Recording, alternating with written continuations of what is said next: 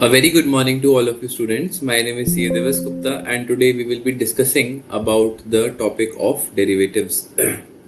So students, in our previous sessions, we have studied about options and we have also covered about the binomial method, how to value that options. But let's quickly revise it just for 5 minutes and then we will start our discussion afresh. So students, for options, first of all, we discussed that an option is a right, is a privilege. And in case of specifically call option, it's a right to buy. To buy what? An underlying asset at a specified price. Now, this specified price, we called it as a strike price or exercise price. This plays a very, very important role when it comes to determining whether the option can be exercised or not. Then we also studied that it has to be exercised up to an agreed date or on an agreed date. So that will depend on whether it is an European option or whether it is an American option. Similarly, we also said that in case of a put options is a right to sell. So in case the conditions become favorable tomorrow or any day, whichever depending on the situation, if we are able to get higher returns through selling the underlying in this contract, we will execute this contract, right? That is where we said that it will become favorable and hence it will be exercised. So that was there on put options, friends. Then we said that there are different parties to the options. One, for, when we talk about right to buy. So the right to buy is a call option. In this case, the holder on expiry becomes the buyer of the underlying. And the option writer, who is the seller of that option, becomes the seller of the underlying. Okay. So that happens on expiry. Similarly, for a put option, the holder of a put option becomes the seller of the underlying because the holder is purchasing a right to sell. And if the holder is purchasing a right to sell, tomorrow they are going to sell the underlying. Similarly, on the writer side or the seller side, they're selling the right to sell. That means ultimately they will become the buyer of the underlying. And we said that because writer or seller of the options is assuming the greater risks and hence they will expect premium to be compensated for that risk. Okay, students. So if we talk about the three different cases, in the money, out of the money, and at the money. So these terms are widely used within the entire discussions. So in the money means where there is a payout that can happen under this contract to the option holder. That means the conditions are favorable to the option holder. Out of the money means where the conditions are not favorable to the option holder. And at the money means where the conditions are neutral to the option holder. So the market price also is the same and the exercise price is also the similar. Then we discussed about their settlement, students. We said that there are two ways to settle it. One is the gross basis, where the entire amount will be paid and deliveries will be there. And the second one is on the net basis, where only the net amounts will be settled between them.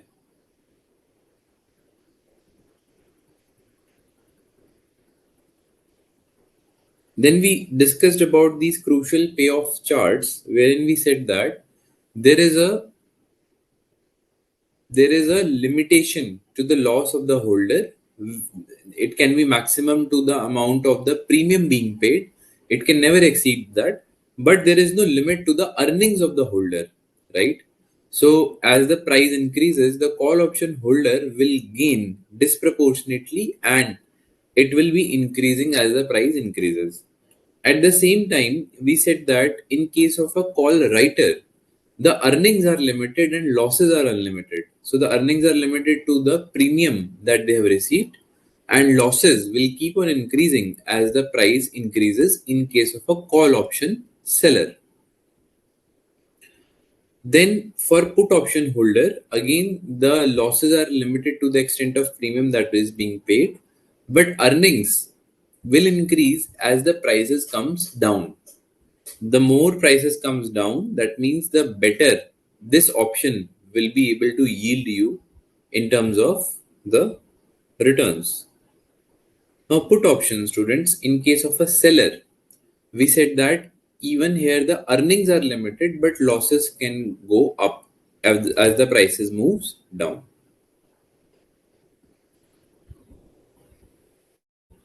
Then students, we discussed about the binomial model. This is a very important model. Binomial model always assumes that there can be only two possibilities, one on a higher side, one on a lower side. Either it can increase or it can go down. We discussed here that the most important part in the entire binomial model is to arrive at the probabilities. And arriving at probabilities, there were two different ways, but both of them will result the similar result. Okay, one was this, and second was risk neutral method.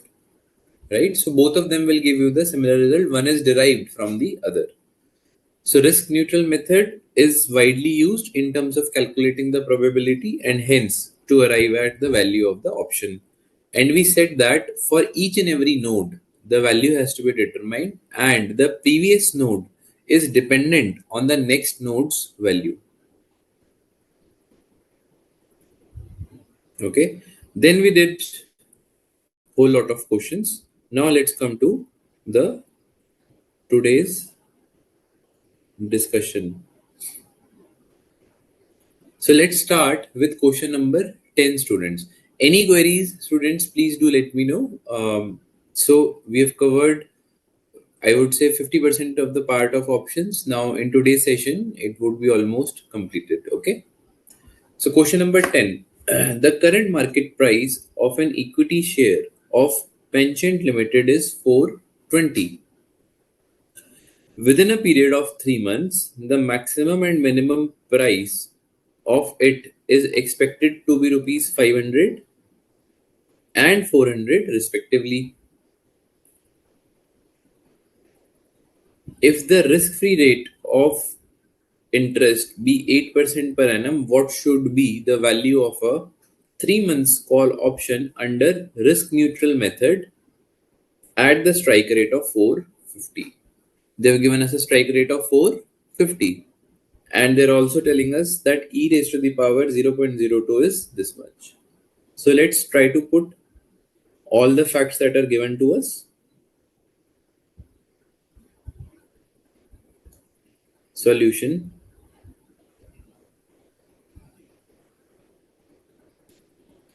Spot price 420.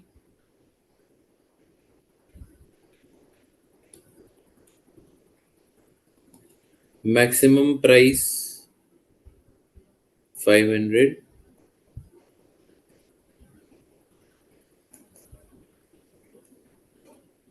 Minimum price 400.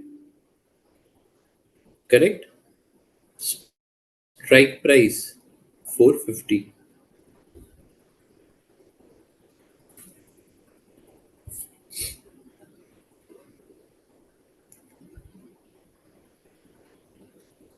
Timeline is for 3 months. Rate of return is 8% per annum. Okay, clear? Now, risk neutral method, students, will have to assume the probability. We have to calculate the probability using the same method, and then we can arrive at the value of call option.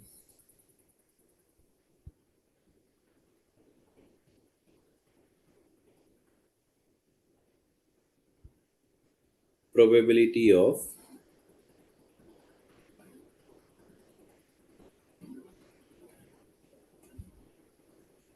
price going up Vx. Probability of price going down B 1 minus x, right? If x is the probability of price going up, 1 minus x will become the probability of price going down, students. Now, the current price is what? Spot price is 420. So 420 will be equal to the present value of expected future prices, right? So which is, for doing the present value, let's do e raised to the power 0.08 into 3 by 12.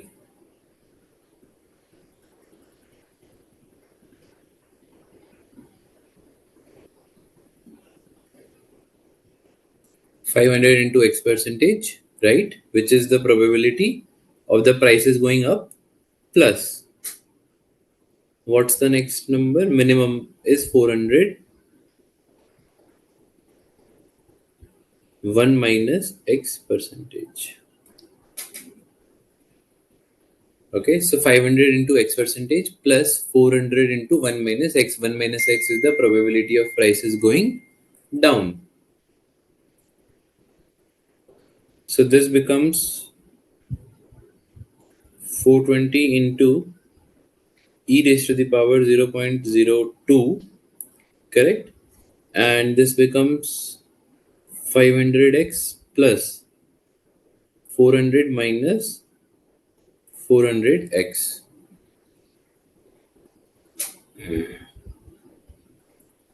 This is actually the future value, and this is also future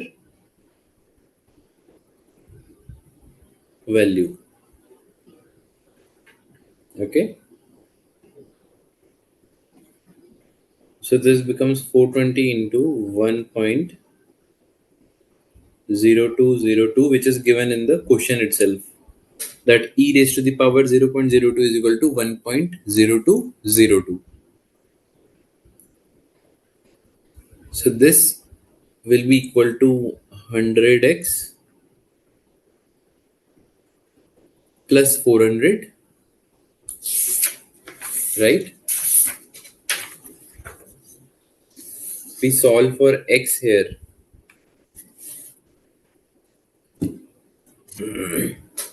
In this equation, if we solve for x, we will get x as 28.48 percentage.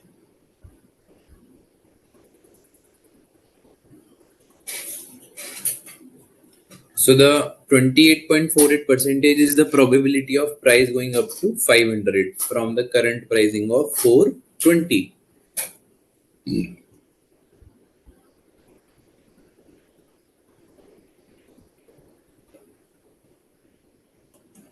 Probability that price would be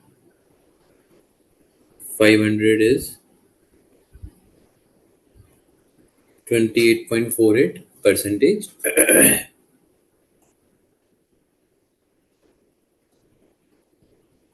Probability that price would be 400 will be 71.52 percentage.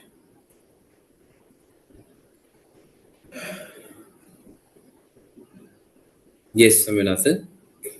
So now, since we have the respective probabilities, we can now draw a binomial tree.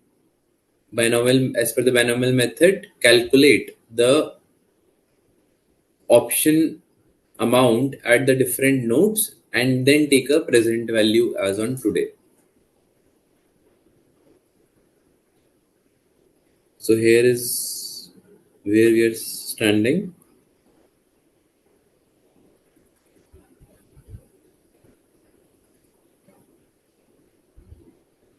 Okay.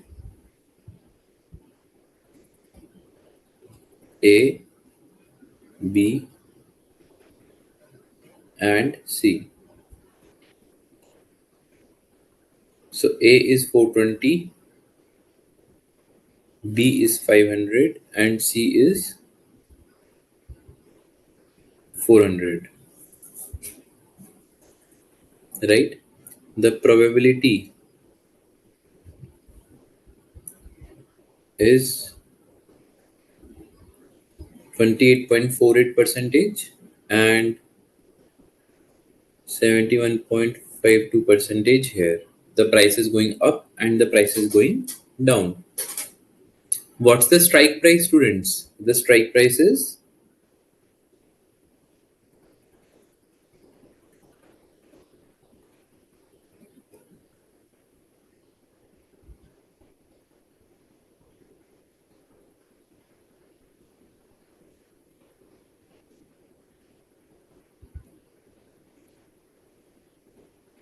nodes, expected price, strike price, and then payoffs basis this,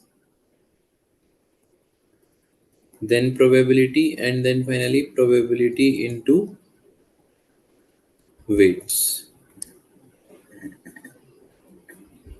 We have B and C, two different nodes, right? The expected price is how much? B, there is a higher amount, 500, and here it is 400.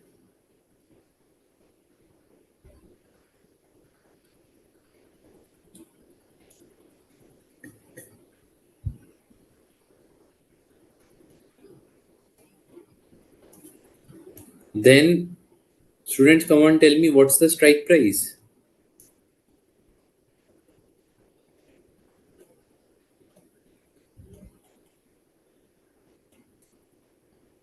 It is 450.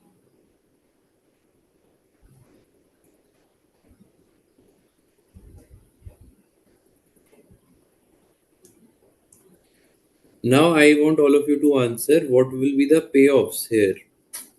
Come on, students. We are talking about a call option. In the first case, what will be the payoff, if any?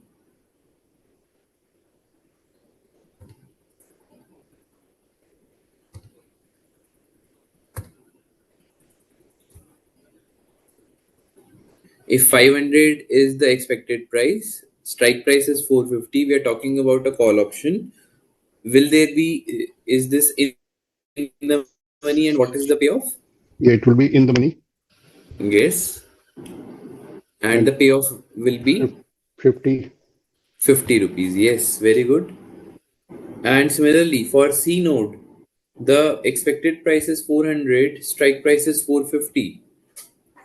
Yes, Saminathan, you are also correct. Now, this one, 400 and 450, this is out of the money or in the money? Out of the money. Out of the money. And what will be the payoffs here? Premium. No, so we are talking about the payoff 50. at the expiry. It will be 0, right? 0. Yes, 0. 0, yeah, because it will not be exercised. This option will not be exercised. Why? Because the holder can purchase this share outside this contract. So under this contract, the payoff will become 0. Let's write our probability.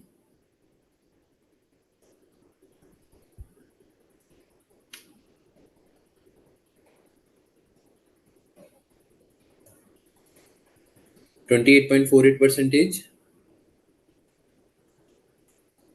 and then 71.52 percentage is the probability. Then probability into weights.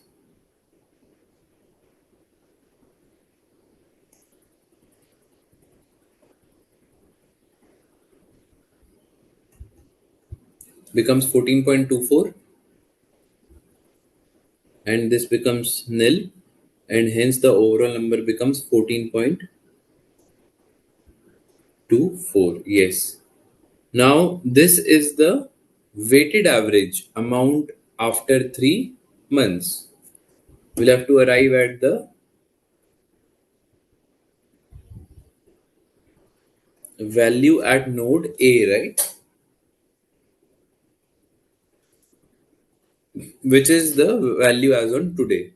So value at node A will be 14.24 divided by e raised to the power r into t, which is 14.24 divided by e raised to the power 0.02, which is effectively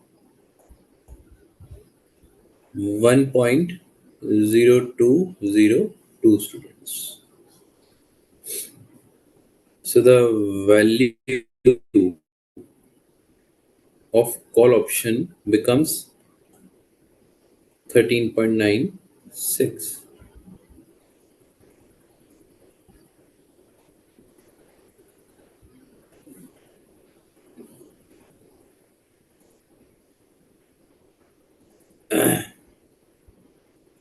So this 13.96 is the value or is the correct price of this option wherein the call holder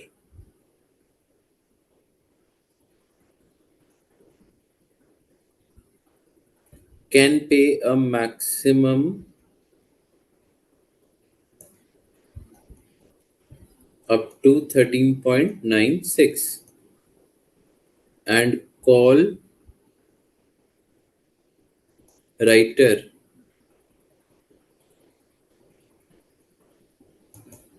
can expect a minimum of 13.96 because call writer will say that okay, this is the theoretical minimum value, this is bare minimum that I would want. Similarly, call holder, the person who is purchasing it, will say that this is the maximum that I can shell out and this is the maximum that I can purchase for. Okay.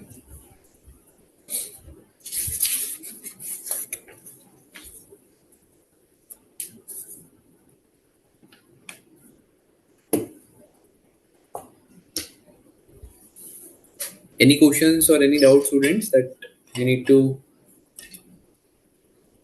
discuss?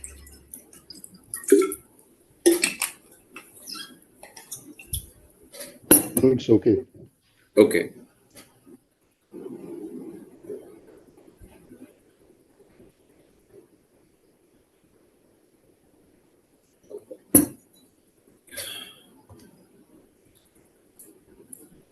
Yes. So now let's come to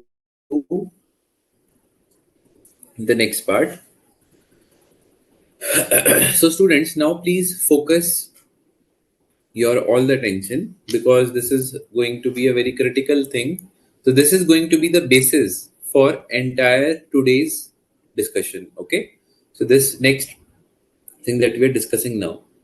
So students, we have discussed about options as call option and put option. Now I'm just putting some of the cases here, okay, which we will be using these cases in some of the furtherance of our topics. So case 1, if I say that you do a long call option. A long call option means that you purchase a call option, right? Longing something means that you purchase a call option, that you are betting on a that you are betting that the pricing will go up. That is where you will do a long call option. This will give you a right to buy. We are just saying from a market operators, in case you want to do a long call option, you will get a right to buy. Now since you will get a right to buy, you will have to invest the present value of strike price today, because ultimately if the option gets exercised, you will be end up purchasing the underlying at the strike price. So it says that you need to invest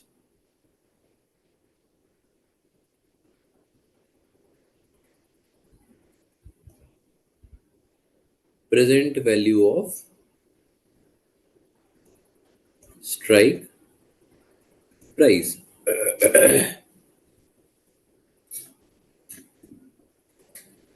Right, students? So ultimately what is happening, you have done one more operation to achieve your longing of the call option, right? Which is that operation? You have set apart or you have invested the present value of strike price today. The moment you will get the maturity value of your strike price, which is equal to the strike price, that you will just go and purchase the underlying.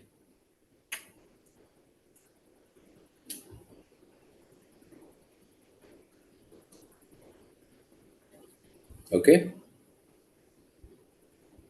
Then case 2,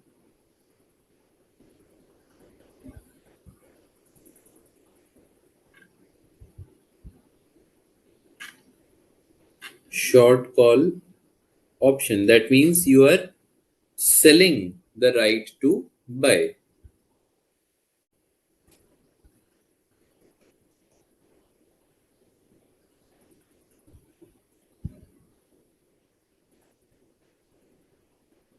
In this case, we are purchasing a share today,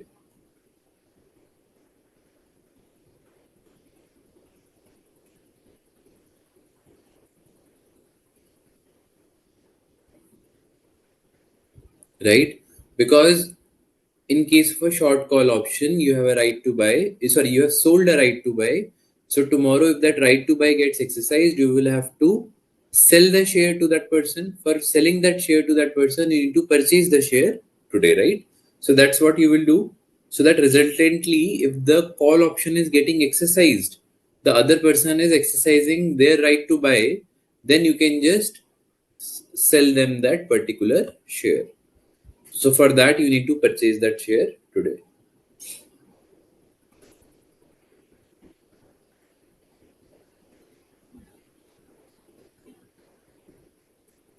The third case,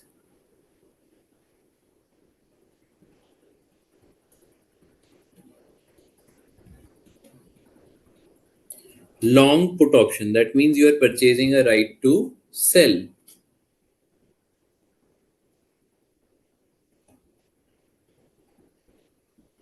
If you are purchasing the right to sell, students, come on, tell me, what will you do today to make sure that if tomorrow you are executing the right to sell, you will be able to sell the share? What will you do today, students? Either you will Purchase the purchase the yes, purchase purchase the the share. share today.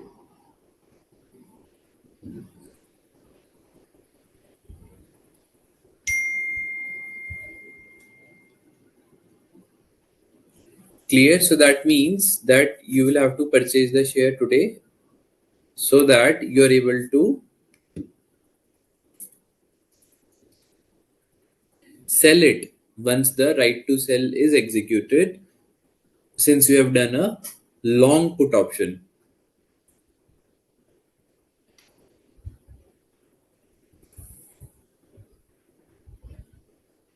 Case 4,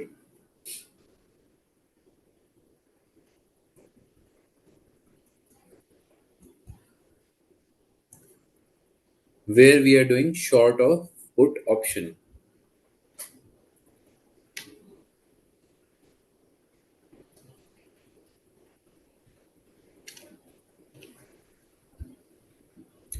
Here we are talking about right to sell, but here we have sold the right to sell.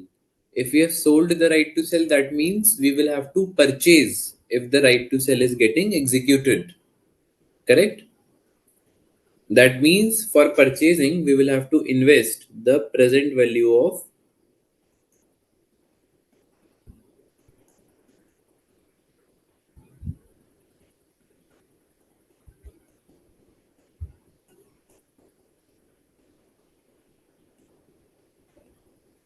today. Okay?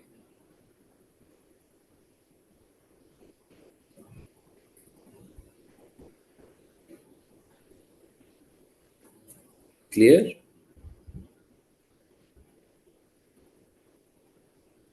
Then option premium is always reflective of the extent to which it is in the money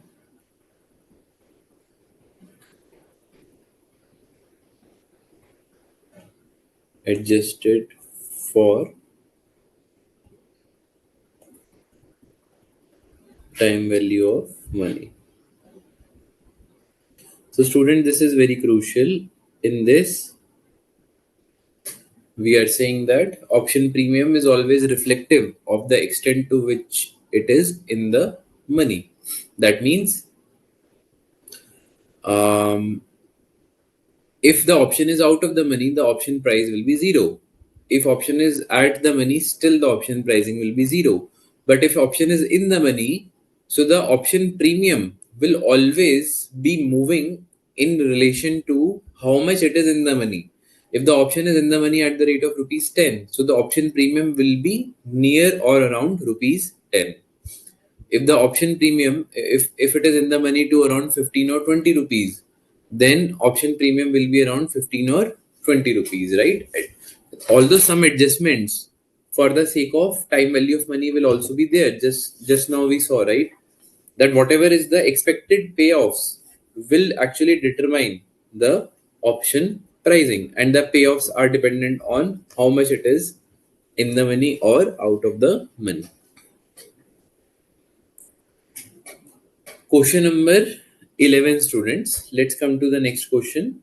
So, through these four cases, okay, we will be using these four cases in our discussions on the Black-Scholes model and put call parity theory. But for the time being, let's do the question number 11. AB Limited's equity shares are presently selling at a price of rupees 500 each. An investor is interested in purchasing AV Limited's shares. The investor expects that there is a 70% chance. That means they have given what? They have given the probability here that the prices will go up to 650, which is the higher price, or a 30% chance, 30% probability that it will go down to rupees 450 3 months from now. There is a call option on the shares of the firm that can be exercised only at the end of 3 months at an exercise price of rupees 550. Calculate the following.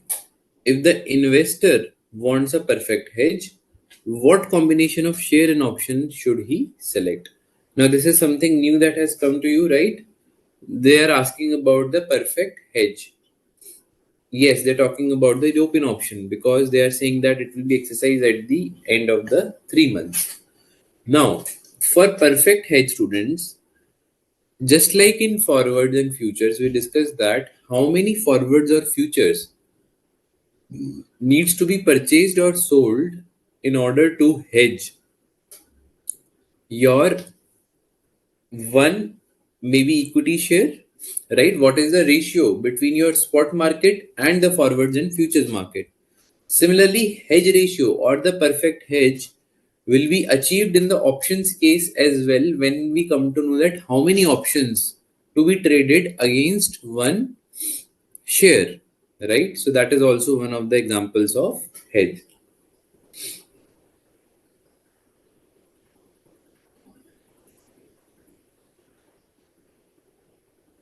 So let's try to put down all the things that are given to us. There is a 70% chance and 30% chance, 650 and 450, right? Time period is actually 3 months.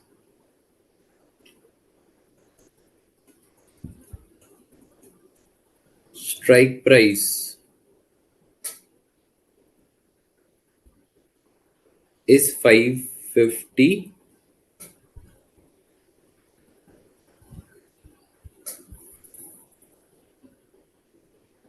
Now, the question says that the investor is interested in purchasing the AB Limited's shares. Correct?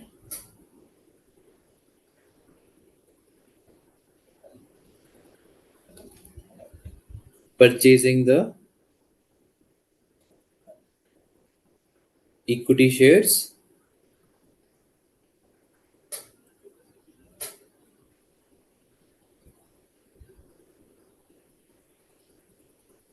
Okay, that's what this person will be doing.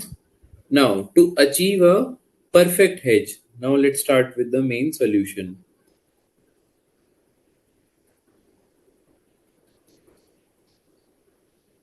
Perfect hedge is actually given by the hedge ratio, wherein we say that the payoffs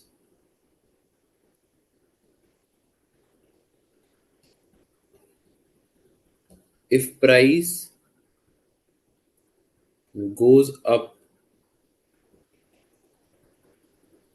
at 650 will be 650 minus 550, which is actually 100, right? So this is the price of that will be paid if the price goes up.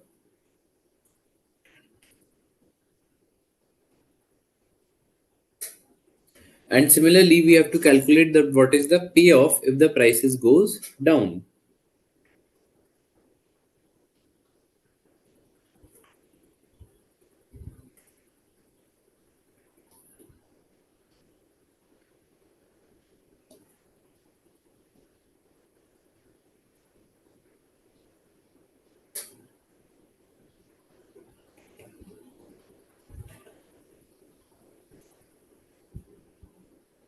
Four fifty minus 550. 0. Yes, I was expecting that only, that it should not be minus 100, it should be 0. Reason being, this is an option. In an option, if there is a loss, then the payoff will become 0.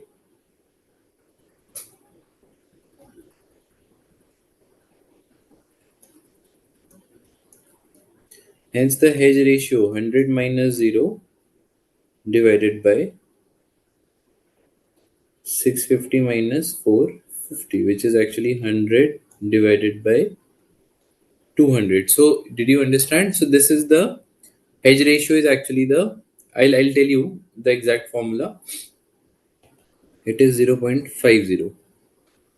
So, the perfect hedge, students,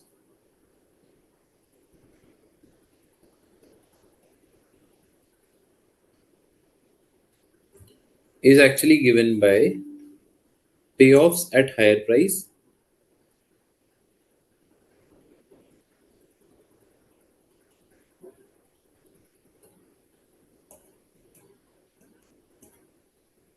minus payoff at lower price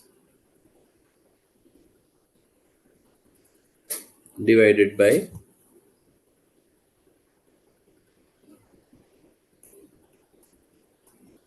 higher price minus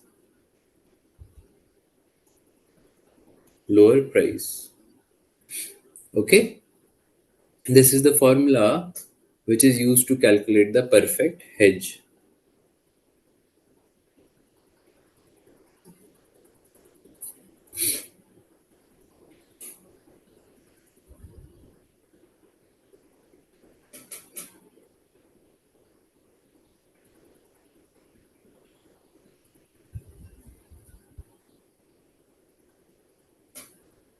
Okay, so 0.50 shares to be purchased for one call option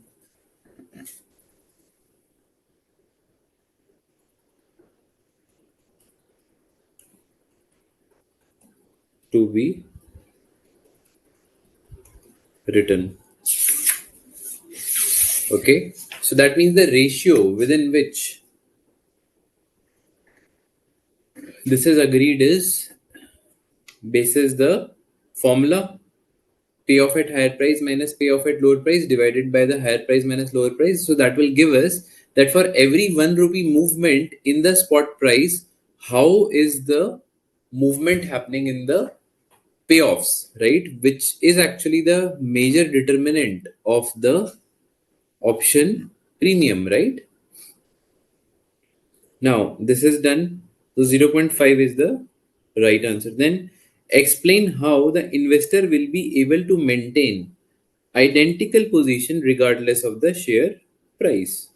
So they are saying that just prove this by calculation that using 0.5 as the hedge ratio, the investor is able to maintain the similar position.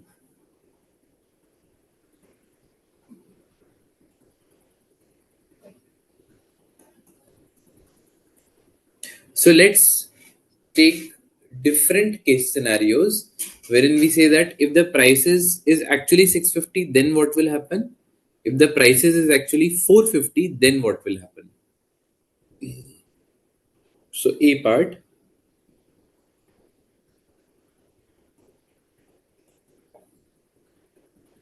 if the price on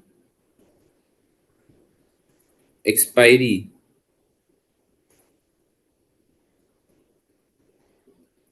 is 650, then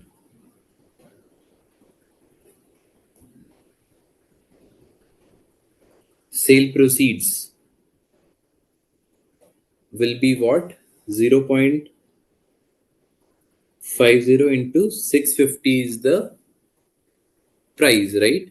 So this becomes 325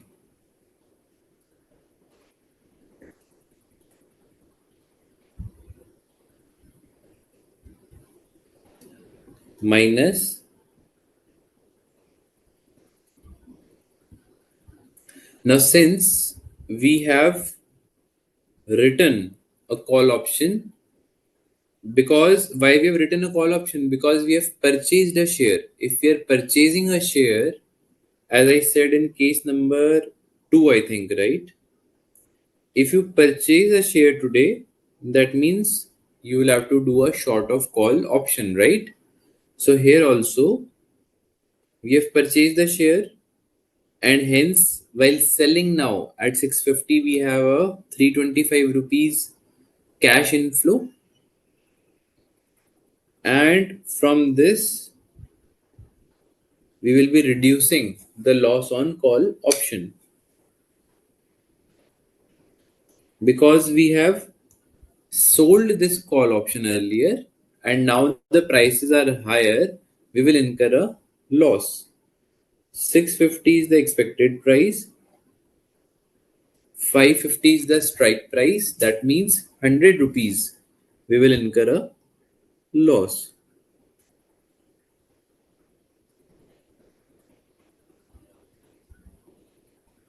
225 becomes the net cash inflow, students.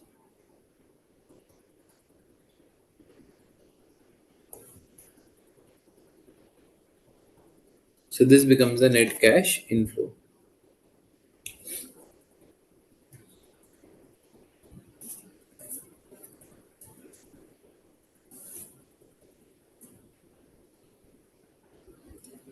Okay, students, so this becomes the net cash inflow. Now let's test this using the second scenario, right? If the price on expiry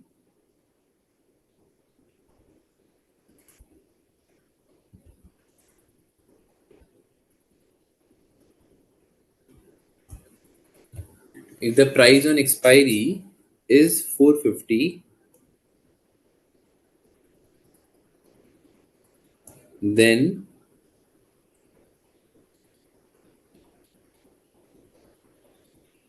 sale proceeds is equal to 450 into 0.50, which is equal to 225,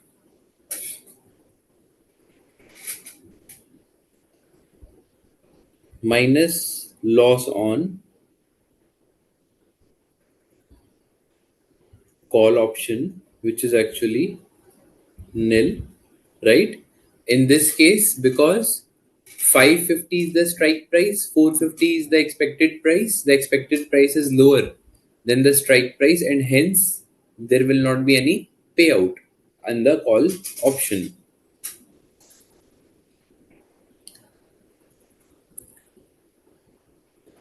So students, 225 becomes the value again, right? But why would be there a sale in this case then?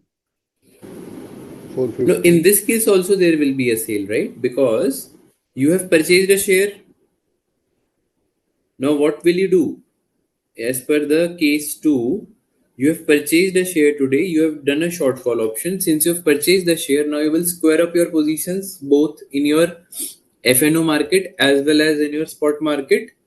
So, spot market, you will sell the share in this case as well, right? At 450. You will realize that, and you will also settle for whatever is your loss or gain on your call option. Okay. Okay? Yeah, okay. Okay. Perfect. So, at price 650 as well as 450,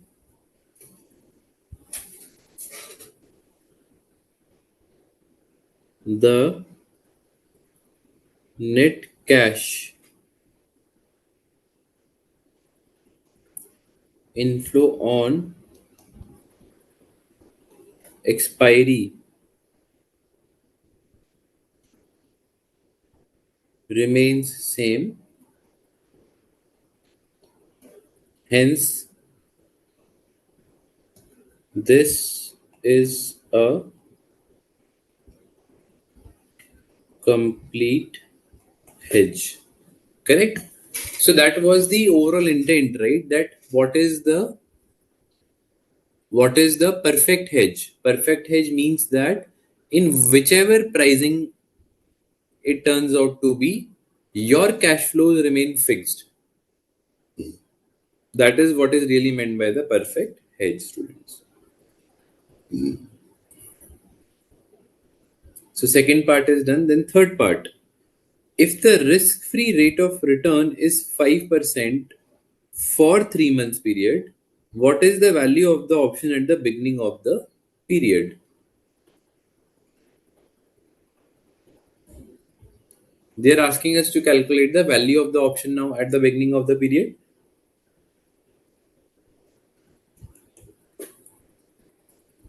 Sorry. So let that value of the option be P.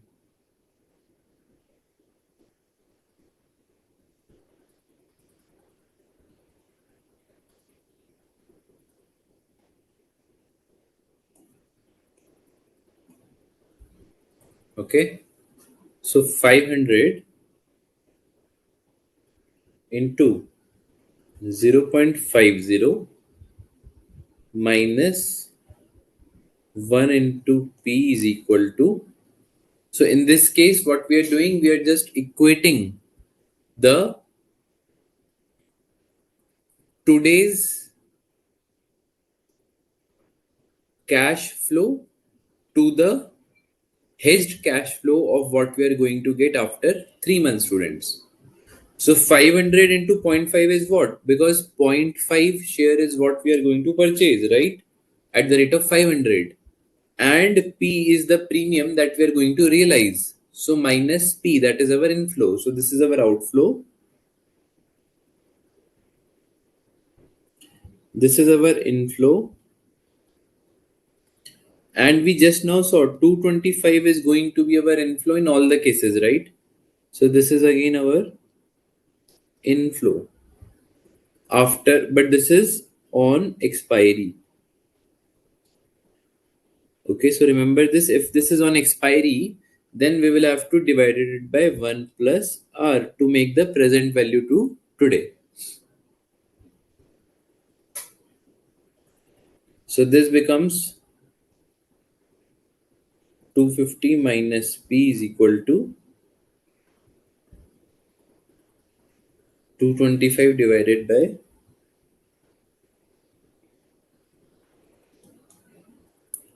1 plus 5%.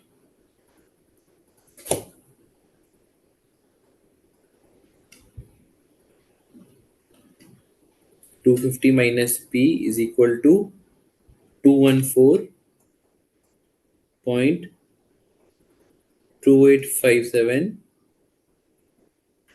and hence p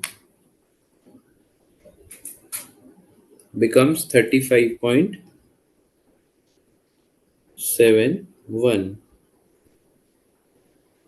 So how we have calculated, students? Again, I'm just repeating. We have just equated the cash flows as on today vis-a-vis the cash flows on expiry, making it as a present value. Right? So the cash flows on expiry is fixed, which is what we have just in the previous step we have saw that 225 is going to be the fixed amount. So that has been equated to the cash flows at the beginning of the period.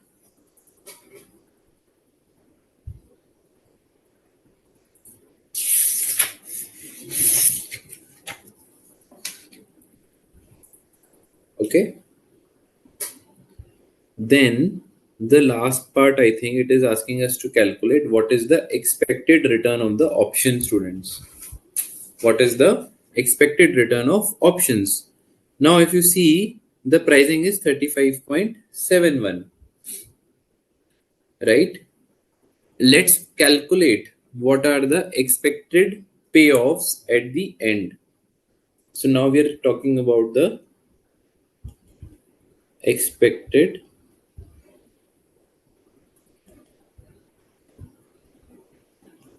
return. So the expected payoffs, let's calculate it first. This is 70% of 100 plus 0 into 30%. So this is 70 plus 0 is equal to 70. So 70 is what we are going to get if the ratio and the probability turns out to be same, right? Because 100 rupees is the payout that will happen on 650 rupees and 0 rupees will happen on 450 rupees. So this is the expected payoff, right? After 3 months, what is the today's value in case we have invested in this option is 35.71. That means the expected return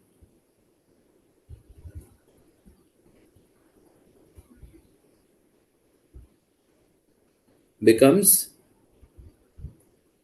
70 minus 35.71. This is the return, right? Because a person would have invested this much and they will expect to get 70 rupees on expiry.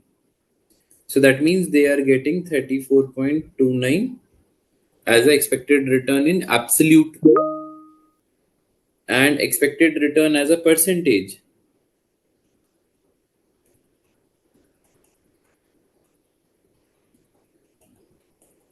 As a percentage will become 34.29 divided by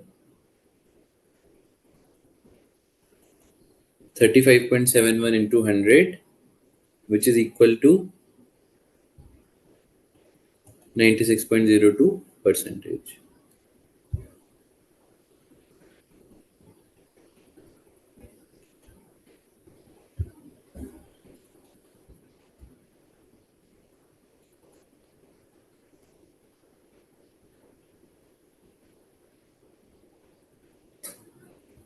It becomes 96.02 percentage, the expected return.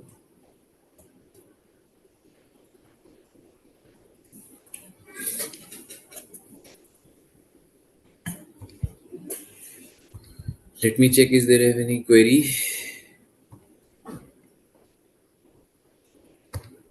Any query, students? Any question till now? Please do let me know.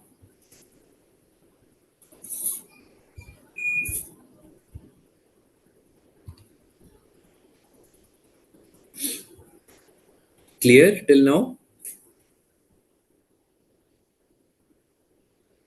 Yes, clear.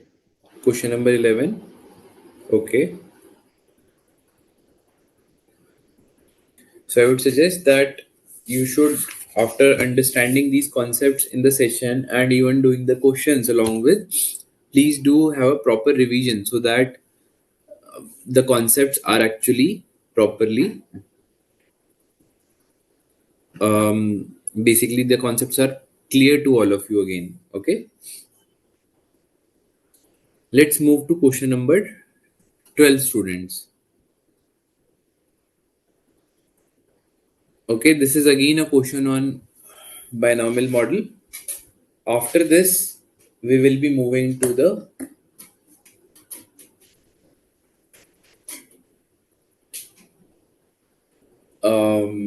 this one, the Black-Scholes model. Okay, there is another method of valuation, so that we will cover post this.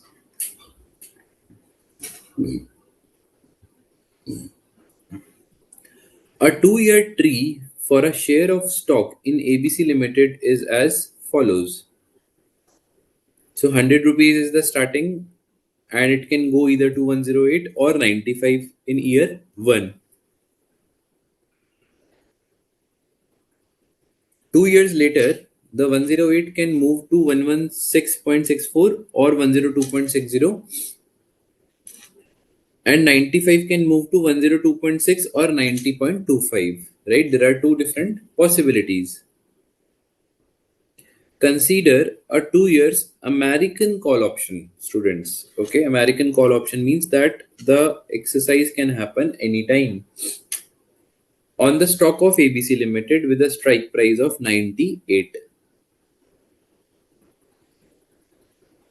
The current price of the stock is rupees 100. Risk-free return is 5% per annum with a continuous compounding, and e raised to the power 0.05 is given as this much. So they have given you that you have to use a continuous compounding rate. The current price is 100 and the strike price is 98.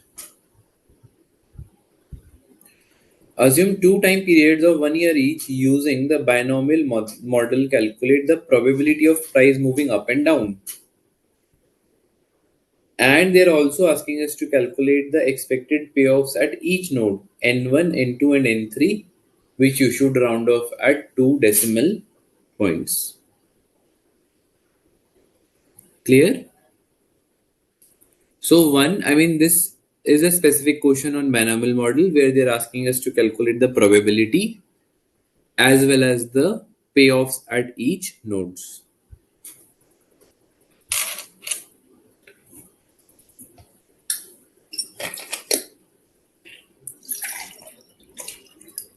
So let's start, students. First of all, we can calculate the probability using any of the two methods, right? Risk neutral method or the first one.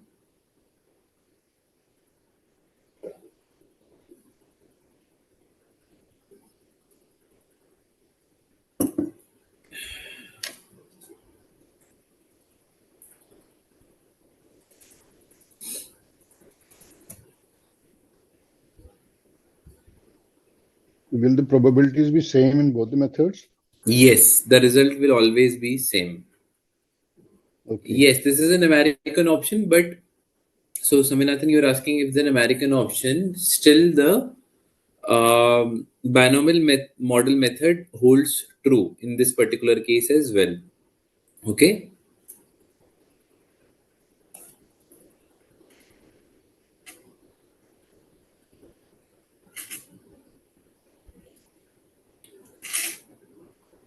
Calculation of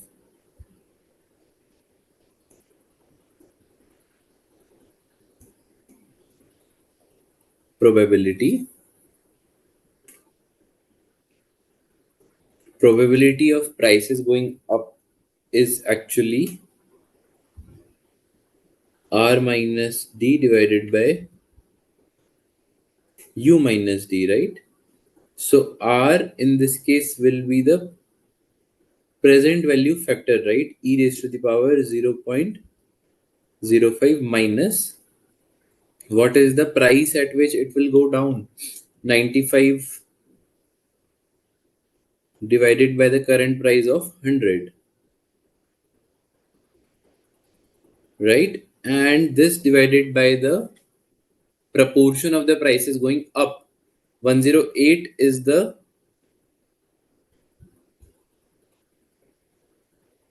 higher price divided by 100 minus again 95 divided by 100. Okay, so this will give us the probability of prices going up as per the first formula we have used here, students.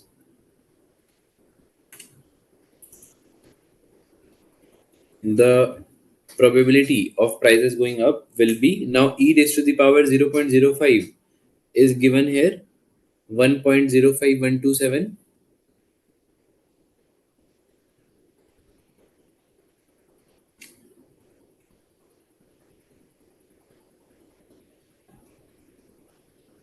minus 0.95 divided by 1.08 minus 0.95.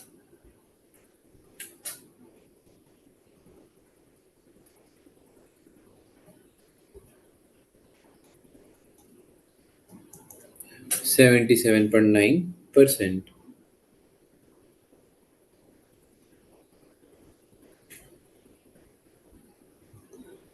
or this becomes 78%.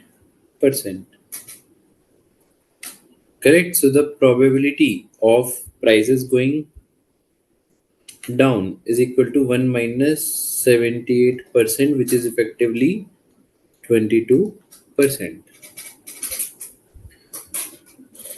So 22% is the probability of the prices going down.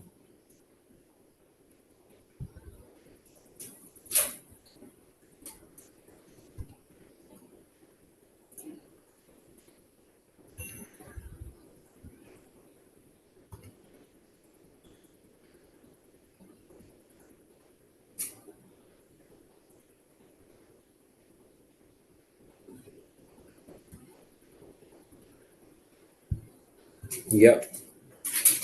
Then they're asking us to calculate the expected value at the different nodes.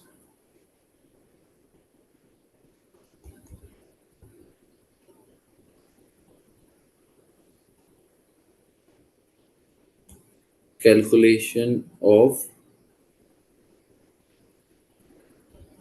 expected payoffs.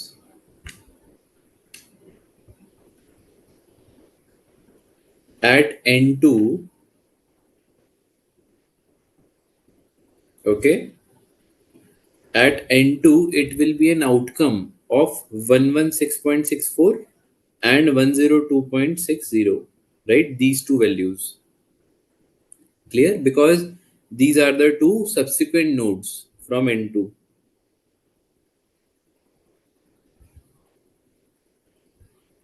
So 116.64 minus what is the strike price? 98. And what is the probability of price going up? Is 78%. In this, we will add the second node 102.60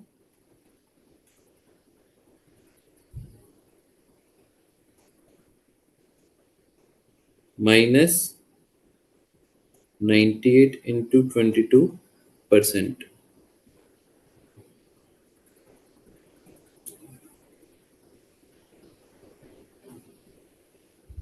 divided by 1.05127. Yeah, this one. 1.05127.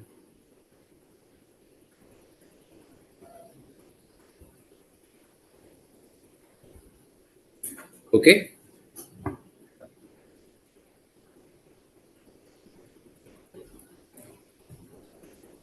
So N2. So this one, even this will result into a payoff. Even this will result into a payoff. So that means N2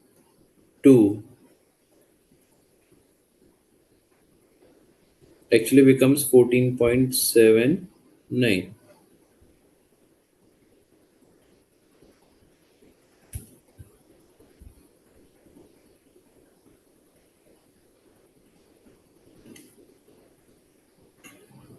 N3 is actually 102.60 minus 98 into 78 percentage plus 0 into 22 percentage. Reason being this 0 is that the second node, I mean for N3, there are two different nodes. One is 102.6 and second one is 90.25. So at 90.25 with a strike price of 98, the payoff will be 0. Okay, so this becomes 0. This whole divided by again 1 year backwards of the present value, right? 1.05127.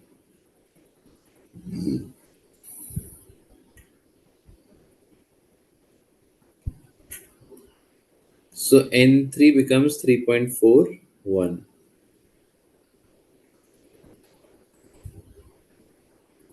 N2 14.79 and N3 3.41. Right? Now N1's value will be dependent on N2 and N3. Again, their weighted average amount multiplied by the respective probabilities, and we will have to take a present value of that amount.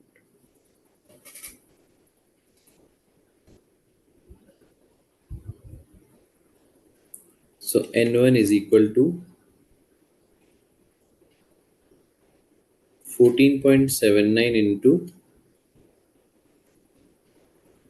78% plus 3.41 into 22% divided by 1.05127. So this is the N2 value and this is the N3 value. Right, so N2 and N3's respective values are taken. Again, the respective probabilities are multiplied to arrive at the N1's value.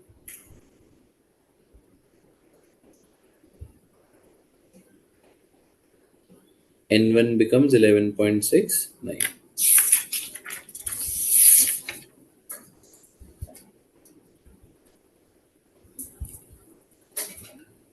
Clear, students?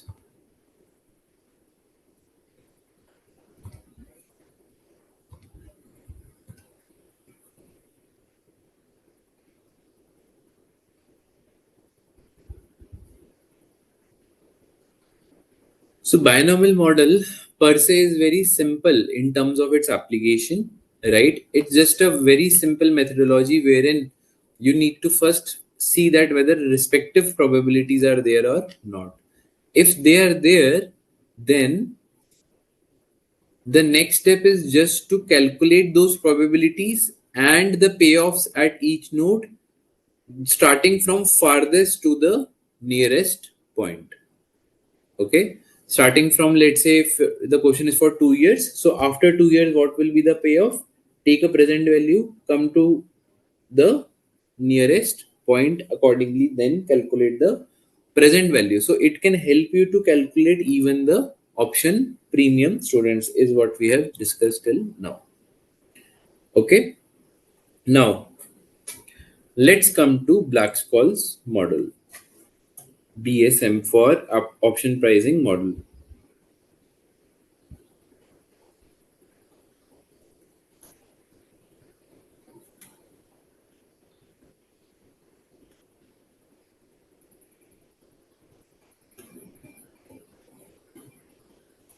So students, first of all, this Black-Scholes model is a is a model which is used in lot many things, not only for option pricing but lot of other pricing as well, wherein there is some uncertainty attached to some of the parts. So Black-Scholes model, students, in case of option pricing is used to determine the option premium. Okay, using this we calculate the option premium. Now students, I am using case 2 from the 4 cases that we have listed above, right? We have listed 4 different cases just towards the beginning of today's session.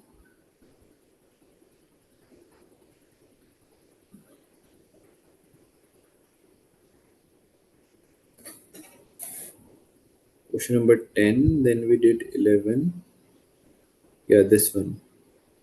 So case 2 was what? That we are doing a short call option and we are purchasing a share today. Okay.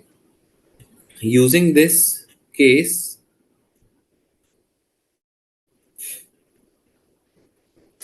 we are doing the analysis. Now let's say Mr. X is there and Mr. X have purchased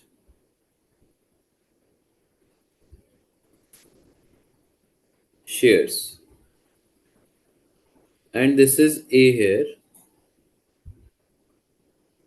because case 2 we said that the shares are purchased and the options are written.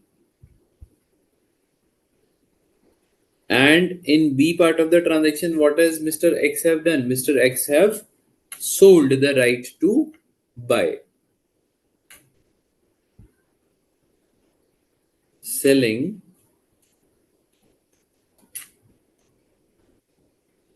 right to buy.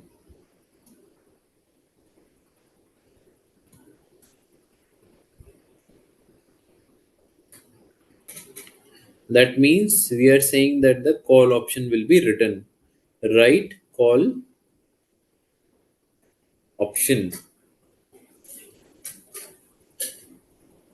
So the purchase of shares will lead to cash outflow today.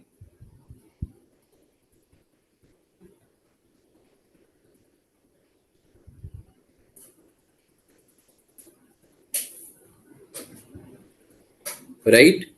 And selling of call option will lead to cash inflow.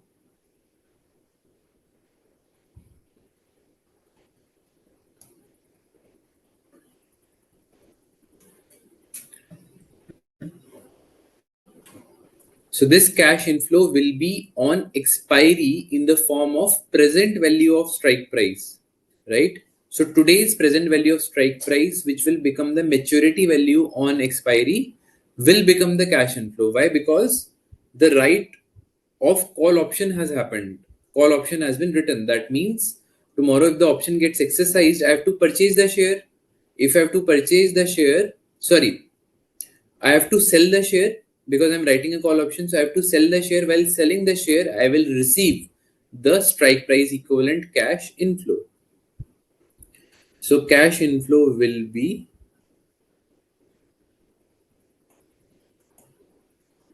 strike price. Now some of you might be wondering that today also there will be a cash inflow equivalent to the premium.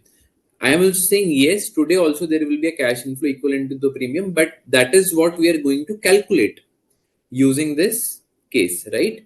So that is what we are trying to say, that if today there is a cash outflow to purchase a share and after 3 months on expiry of the contract of the option, there will be a cash inflow equivalent to the strike price. So these two elements will be used to calculate that what should be the optimal premium existing today. Let's say this is 100 and this is 90.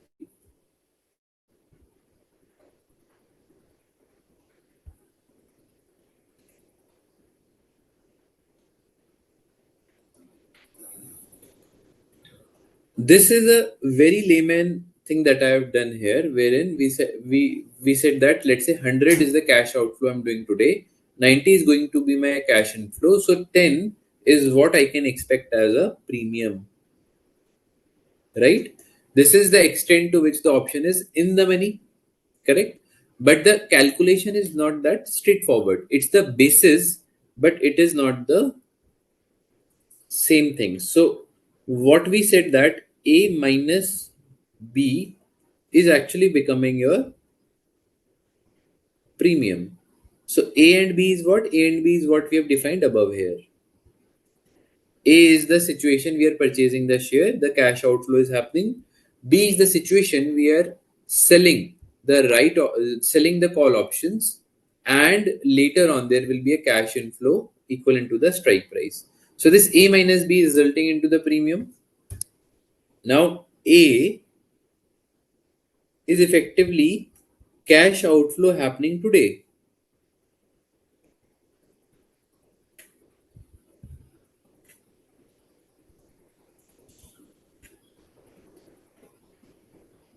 right? And B, after 3 months,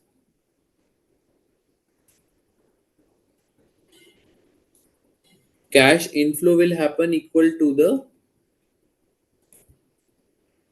strike price,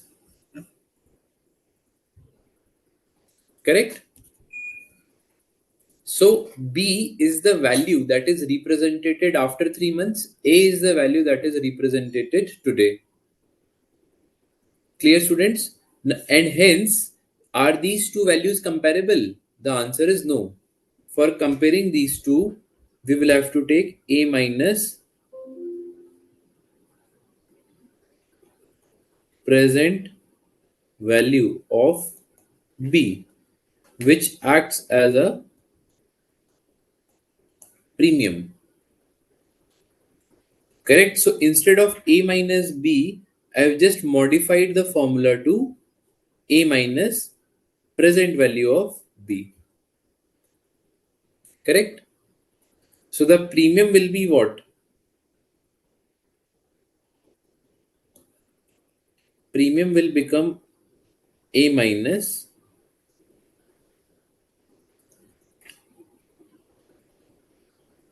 present value of B.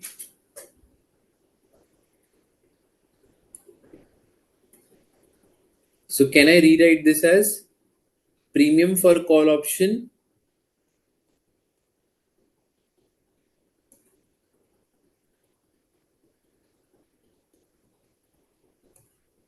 will be equal to spot price, because A was what? A was purchasing the share today, right? At the price prevailing in the market. So A was the spot price minus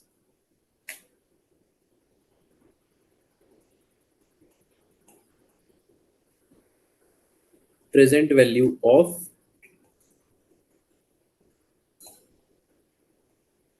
strike price. So this is again 1 is to 1.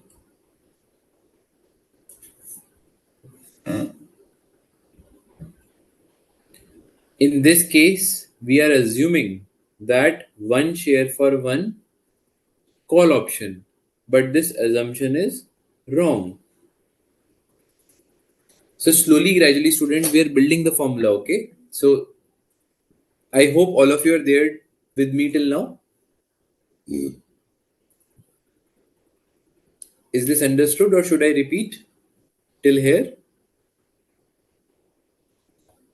Okay. So Yes. perfect. So till now we have understood that premium is actually the difference between spot price and the present value of strike price in case of a call option. But in this case, we are making an inherent assumption that one share is purchased for one call option. But this 1:1 ratio is not correct. It has to be a hedge ratio,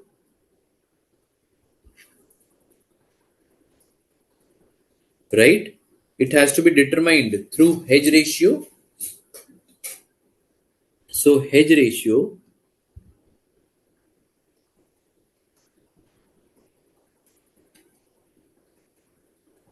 will give us how many shares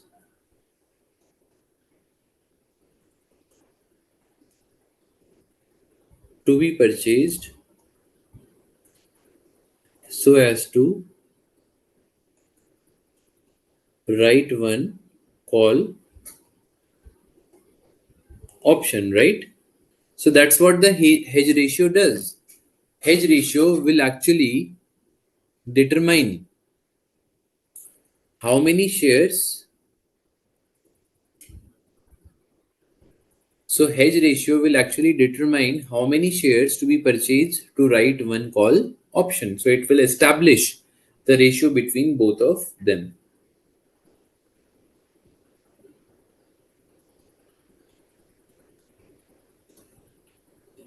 Premium of call option is equal to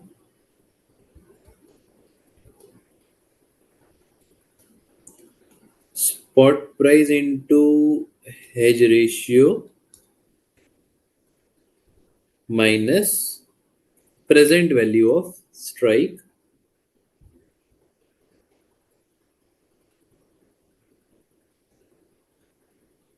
price. Clear? So now in this formula we have introduced the hedge ratio. Hedge ratio is actually the shares and options linkage in terms of the ratio. So the premium of call option is equal to spot price into hedge ratio minus present value of the strike price.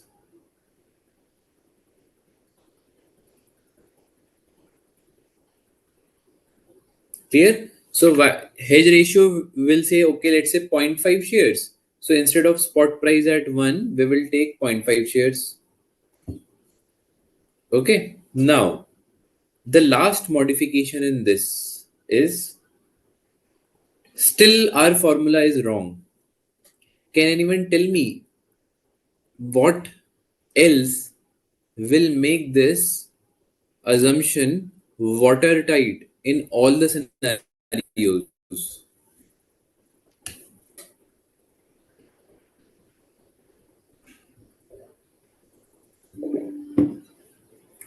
Come on, students. Can anyone think of it?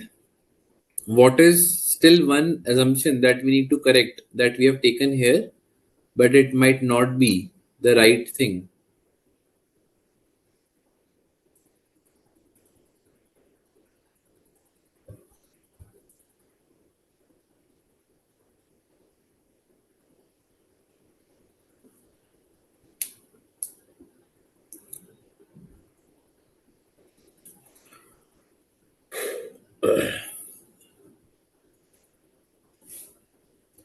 So we have taken an assumption here that the option is in the money. What if the option is out of the money?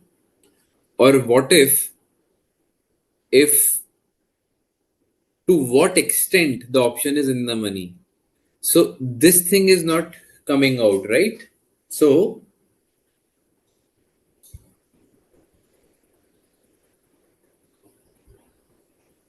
assumption that option is in the money. Correct? This is what we have done.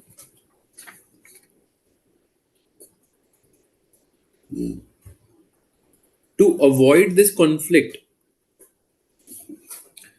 we will have to be cognizant of the fact that what is the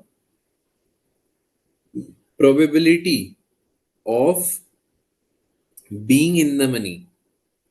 Correct? Only to that extent the premium is justified.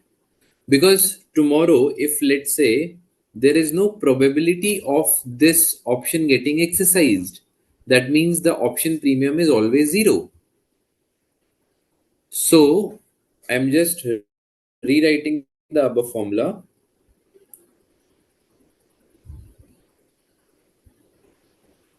premium of call option is given as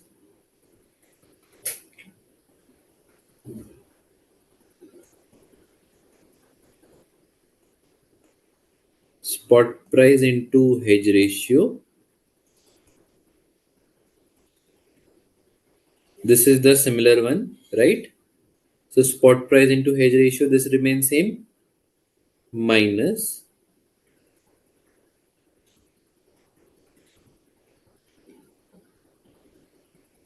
present value of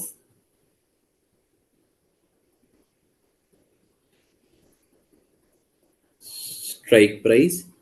And now in this also we are multiplying one more thing, which is the probability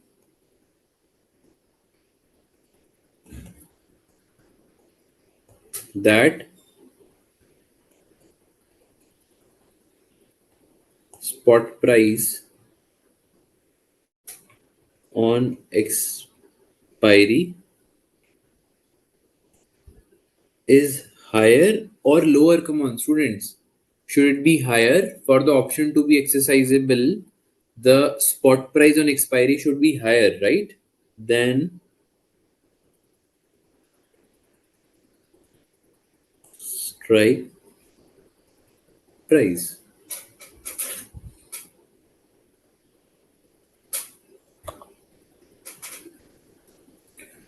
Probability that spot price on expiry is higher than strike price is actually multiplied in the present value of strike price to finally say that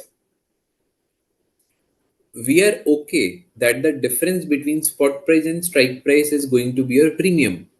But there has to be a conditionality attached to it, which is tomorrow if the prices are not favorable, if let's say the probability that the spot price is higher than the strike price on expiry is not there, then it will be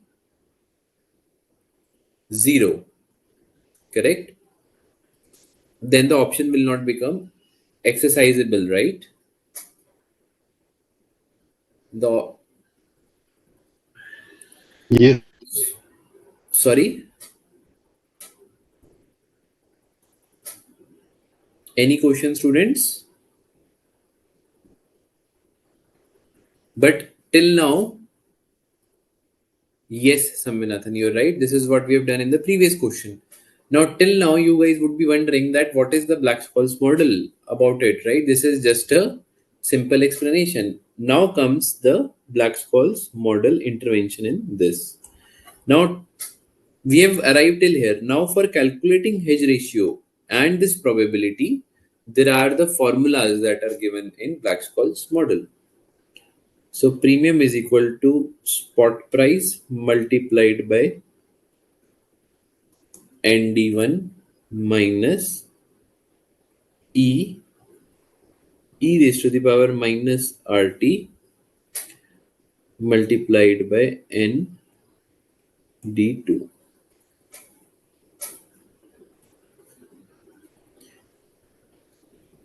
S is actually the spot price. ND1 is the hedge ratio. E into e raised to the power minus RT is actually the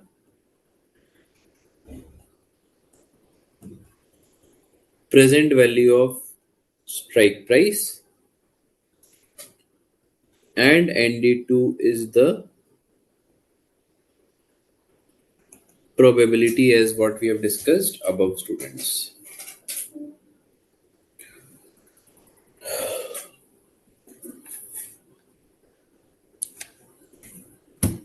So this is where the formula of Black-Scholes model is being used to arrive at the option premium. So ND1 and ND2, I will elaborate what do they really mean and mathematically how are they arrived at.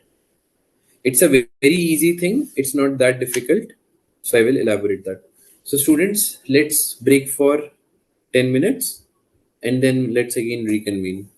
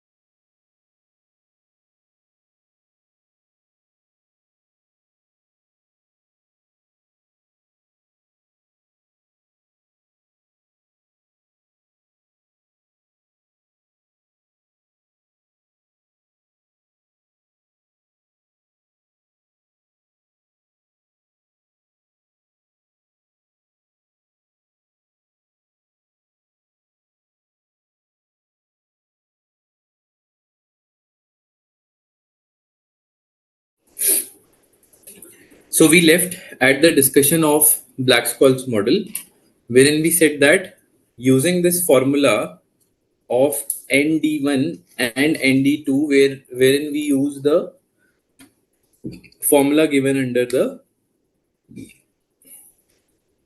Black-Scholes to determine this. Okay, so now let's elaborate this. So here S was actually the spot price, E is actually the exercise price, correct? And D1 is actually the normal distribution value for D1.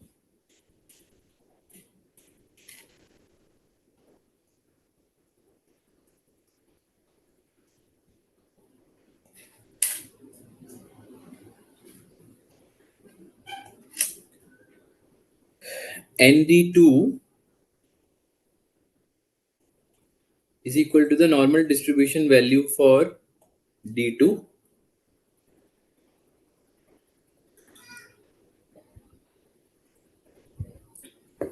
So what do we mean by ND1, D1 and D2? We will also elaborate. So students, you would have heard about the normal distribution table. So normal distribution table is a table which tells you about a probability of a distribution. Okay, of distribution means a collection of data. So let's say if you have historical collection of the stock prices, okay, let's say 10, 15, 20, something like that, and that data is running into huge number. So what will normal distribution do?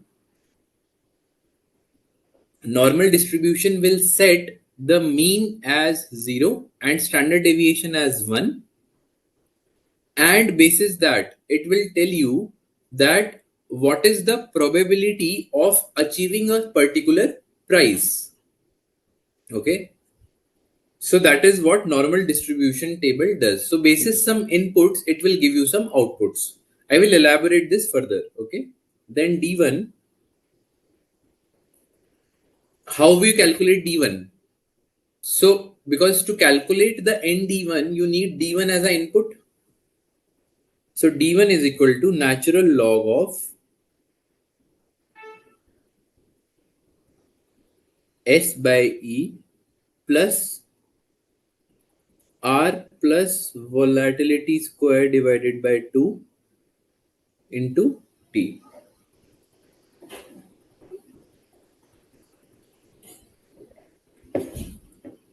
Whole divided by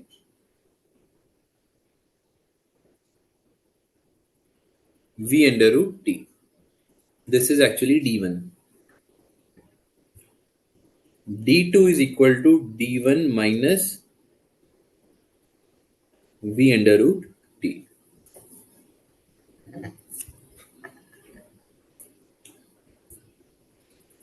So by look, it looks a bit complicated, but it's very simple. If this formula, the numbers that are given to us are just inputted into this formula, it's just a calculation intensive discussion. That's all.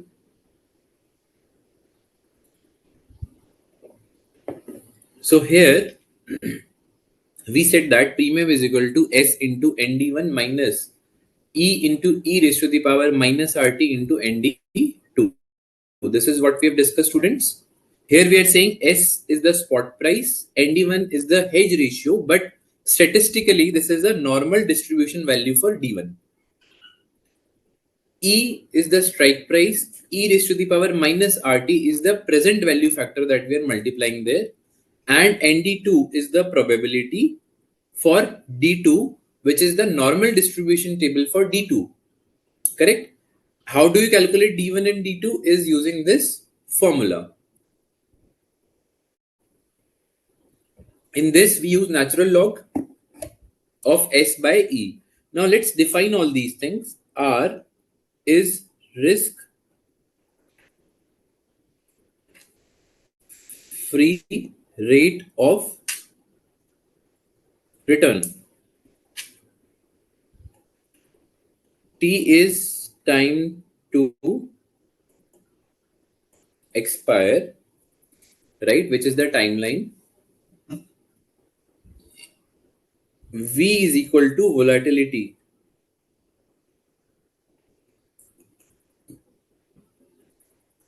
This is actually standard deviation of returns.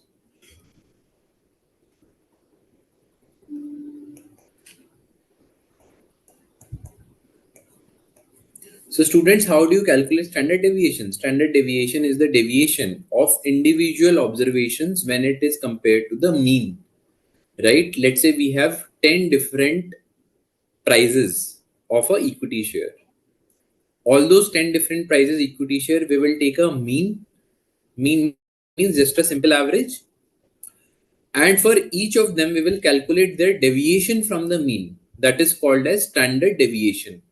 We will just accumulate it out and then we will calculate what is the standard deviation of those returns. That is called as volatility.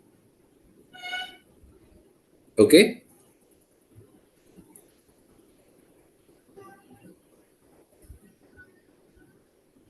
Okay. So you're saying that you have studied this at value at risk. Okay, Saminathan.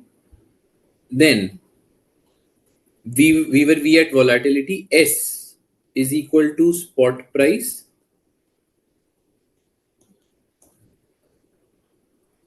E is equal to exercise price. Correct?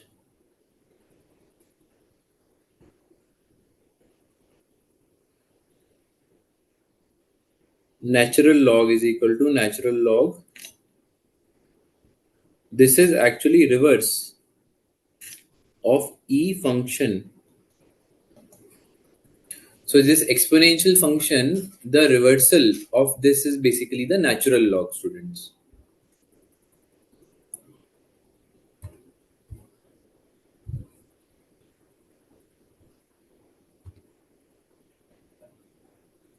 Let me check any queries if they are there. They are not. Yeah.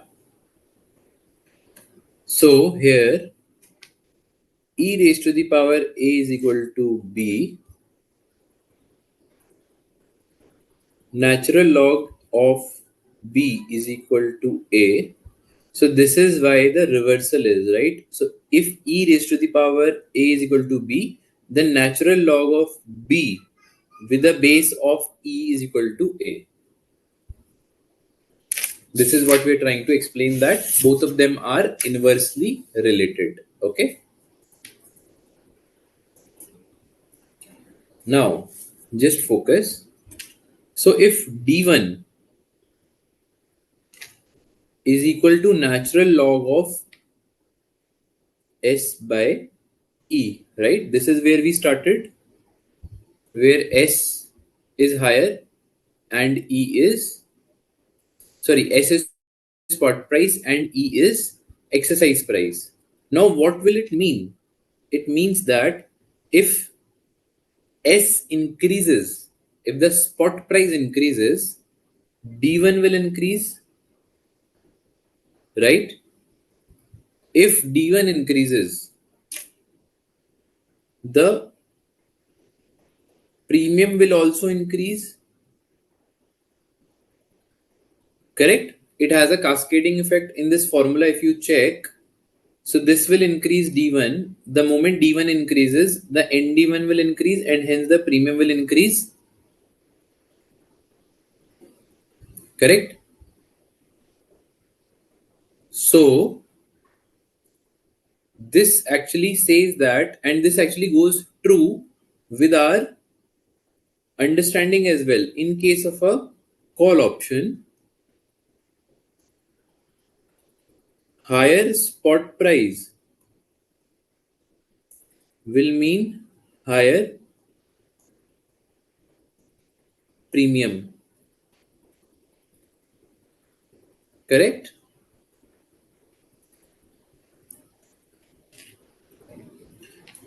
Similarly, higher volatility will be there, correct? That means V will be higher. In this formula, if V is higher, so the numerator will also be higher, hence D1 will be higher, and hence the overall premium will also be higher. So volatility is what, students? Volatility is basically the risk, right? Higher volatility means higher risk. Lower volatility means lower risk. So if volatility is higher, that means the V will become higher. That means D1 will become higher. That means premium will also become higher. Okay. So this is the correlation that we're trying to say, that if the spot price is higher, the premium will be higher. If the volatility is higher, the premium will also be higher. Correct. So this is something that we need to understand. Then let's talk about the area under the normal distribution table curve. Okay.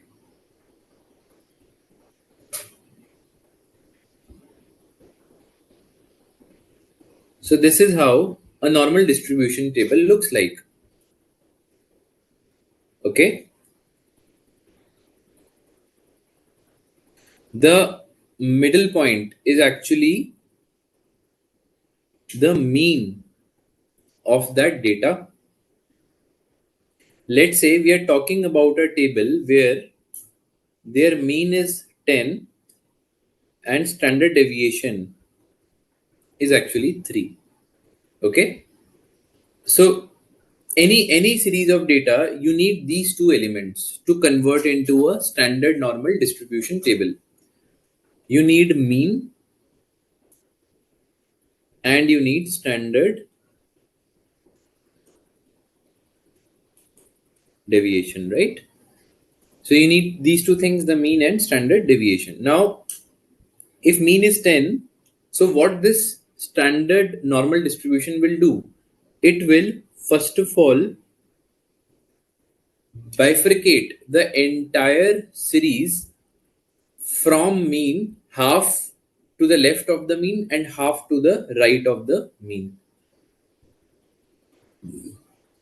Here, let's say I'm putting 13, 16, 19, 7, 4, 1. How have I arrived these? These are mean plus 3 times standard deviation, mean plus 2 times standard deviation, mean plus standard deviation 1 time. This is actually mean. This is actually mean minus standard deviation, mean minus 2 times standard deviation, and this is mean minus 3 times standard deviation. So these are the standard gaps, or let's say intervals, which are actually used in a normal distribution. Okay. These are actually used in the normal distribution, wherein we say that the 99.9%. Okay, before that. So first of all, there is a Z score that we'll have to calculate.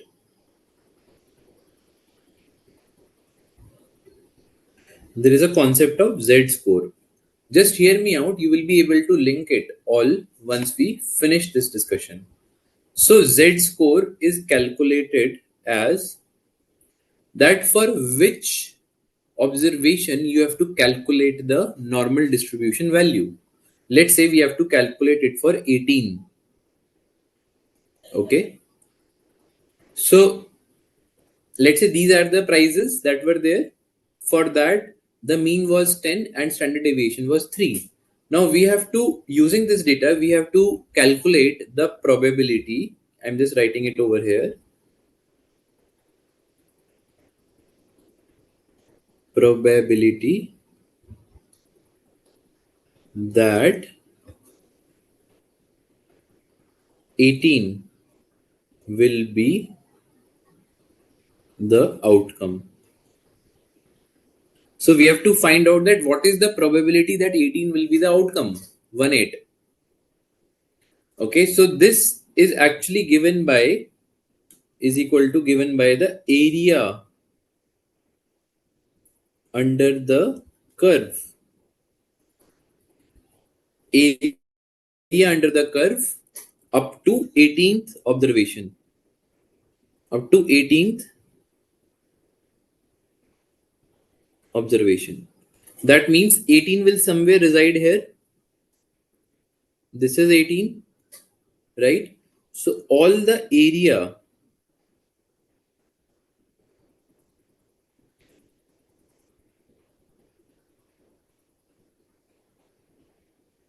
this is entire area under the curve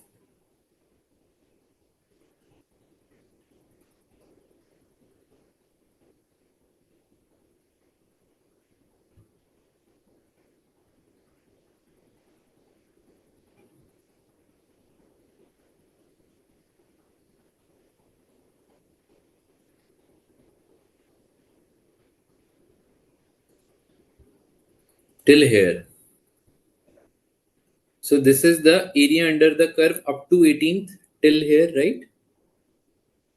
Till here, which is the 18th value. So from left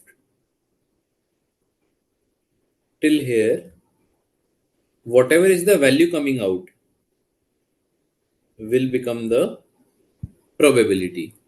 And this value itself is given by the standard normal distribution table, right? So this area under the curve is given by the normal distribution table. Now students, if I'm telling you that area under the curve represents probability, then can anyone tell me what will be the total of area under the curve? What will be the total? If I let's say that entire area under the curve will be equal to what?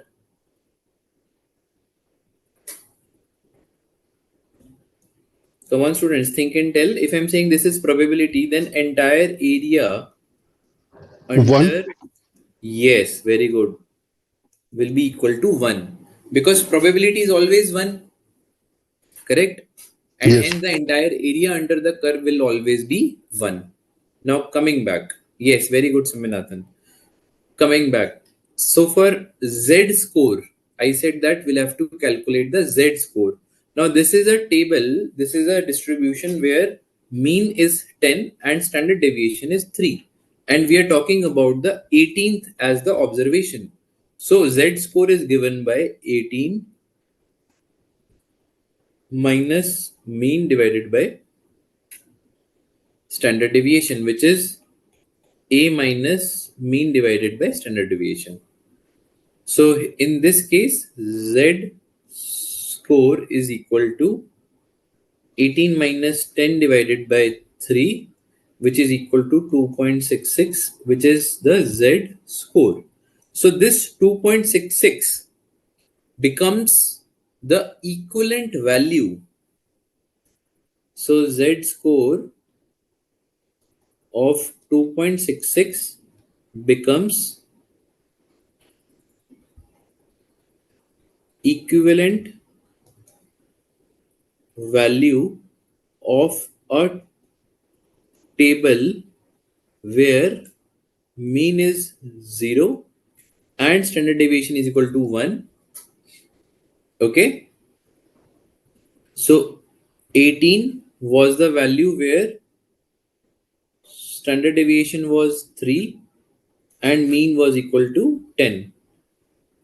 2.66 becomes the value where standard deviation becomes 0 and mean becomes 1. Correct?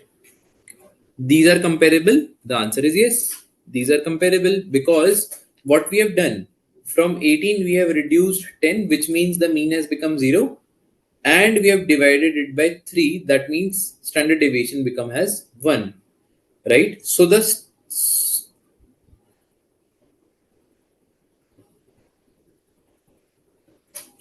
the normal distribution table is a table where mean is always 0 and standard deviation is always 1, right? So 18 of this series is equal to 2.66 of this series, right? So what we will do, this series 2.66, we will check the value as per the table, and whatever that value will be taken as the probability for, if it is D1 then ND1, if it is D2 then ND2, used in our formula. Okay.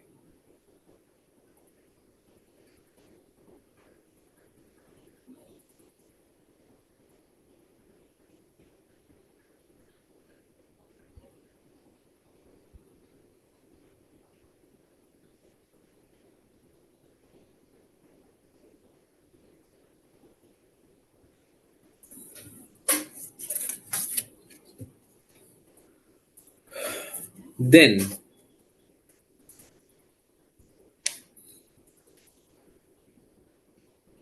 there are some standard characteristics of this normal distribution. Okay.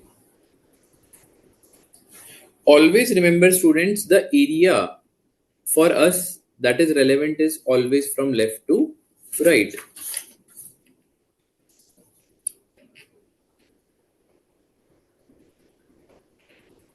Okay, this is, let's say, the curve. Now here, if let's say 18 comes over here, and for 2.66 equivalent Z score, we check it from the table. Let's say it comes as 0.70, and balance here will be 0.30. So 0.70 becomes our ND1 value. Clear?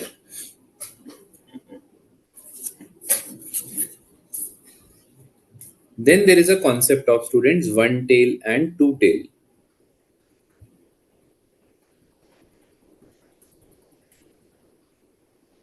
One tail, two cumulative. Let's first understand this. So we always want cumulative, right? But sometimes we are given one tail. One tail means that we will be given 0.30. See, what is happening here, students? Through this area, so through this curve, everything is divided into 50-50, right? If you just take the line in between, which is at mean at 10 or mean at 0, correct? Mean at 10 for the distribution that we have, and mean at 0 for normal distribution, correct? After we have converted it, whichever case you want to say. So that will be directly in between. So this is also 0.5 and this is also 0.5. So it exactly bisects in between, okay, with the equal amounts in both the directions. So that is where one tail means that it is either towards the left or towards the right. 0.30 means one tail, it's towards the right. So if we have to convert it to cumulative, what we will have to do? We will have to just multiply it with, no, we don't need to multiply. We just need to take 1 minus 0.30, which is equal to 0.70. So this will convert one tail to cumulative.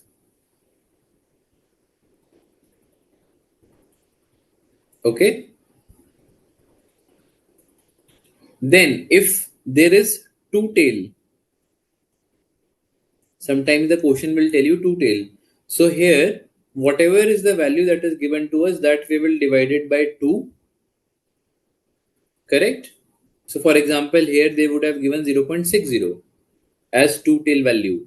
So 0.60 divided by 2, this comes as 0.30. Then again, 1 minus 0.30 will give us cumulative value, right? And there is another standard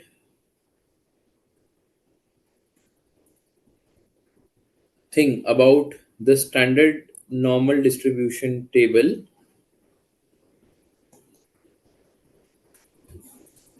Mean plus 3 times standard deviation and mean minus 3 times standard deviation. So you remember in our previous chart, it was from the value of 1 till 19. So from here till here, 1 till 19. So for normal distribution, it's a property that 99.7% observations will lie in this intervals. Clear? So that means there is a 99.7% probability, or 90, no, not probability, 99.7% of the observations will lie under this bucket. So they say that only 0.3% observations can be beyond this or this. Clear?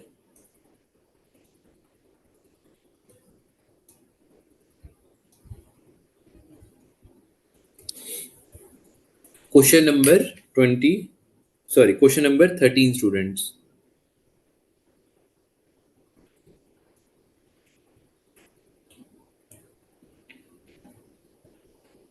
Okay, now let's apply the Black-Scholes model. Black-Scholes model was that it is only. Now let's apply using the formulas. From the following data for certain stock. Any questions, students, in understanding the concept slash formula for this one?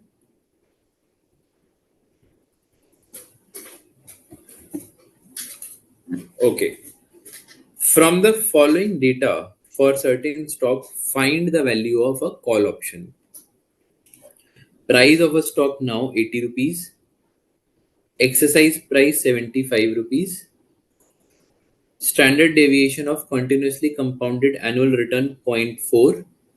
Okay, which is this volatility. Maturity period is 6 months. Annual interest rate is 12%.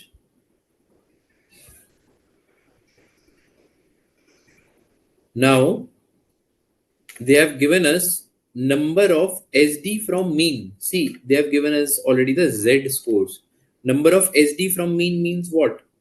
Divided by SD has already happened and minus mean has already happened, right? So for these Z scores, these are Z scores. I hope you're able to understand and interpret this one. Number of SDs from mean, correct? Divide by SD minus mean, number of SDs from mean is for these. So area to the left or right, which is only one tail, they've given only one tail to us. We will have to convert it to cumulative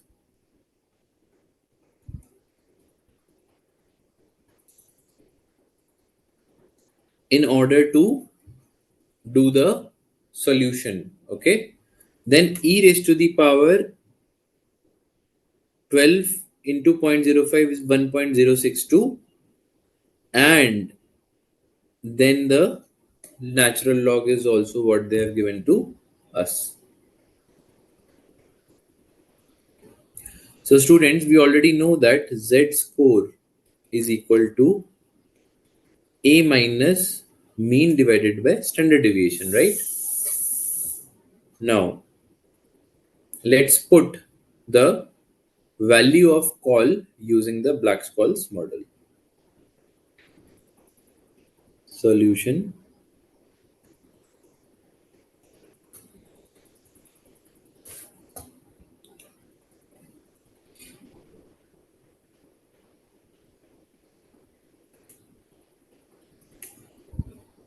of call option using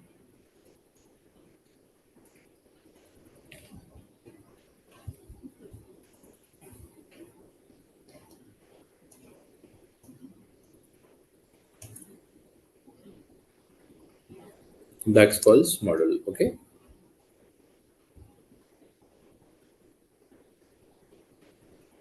Value of call option is equal to S and D1 minus X e raised to the power minus RT. Here I'm using X just to differentiate between E and E. That's all. You can use E as well, capital E as well. Okay. Into ND2. So students, one more thing, we are using e raised to the power minus RT, which is as good as 1 by e raised to the power RT. Okay.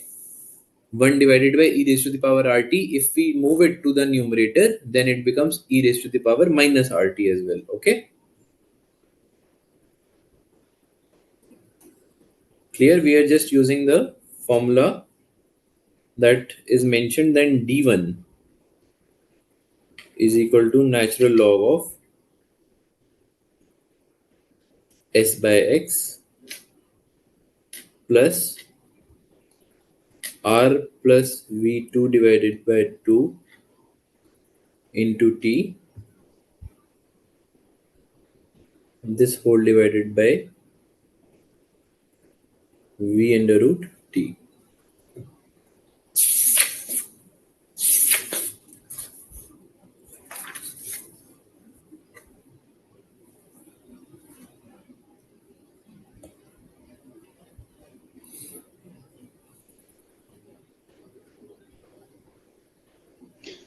Is this V separate or is it Vth root of T? No, V into root T. So this is just to say V into under root T. So V is outside the under root. Okay. Okay, right. Okay. Sorry. V2 into T. Okay, now let's put the formulas. Now natural log of what is S by X? S by X is basically the 80 by 75.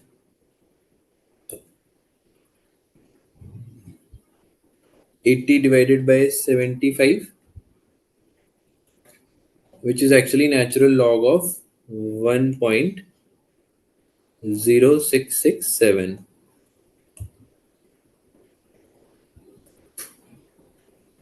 right? This is actually given by 0.0646.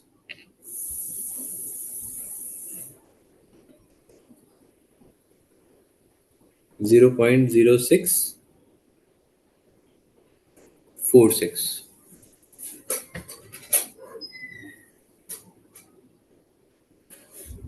Correct? So this becomes the natural log value, which is straight away given in the question. So D1 becomes 0.0646 plus R plus V2 divided by 2. So what is the R? R is 12%, right? Yes, 12%. Perfect. 12% plus what is the volatility, which is the standard deviation? 40. Sorry, 0.4. Yes. So 0.4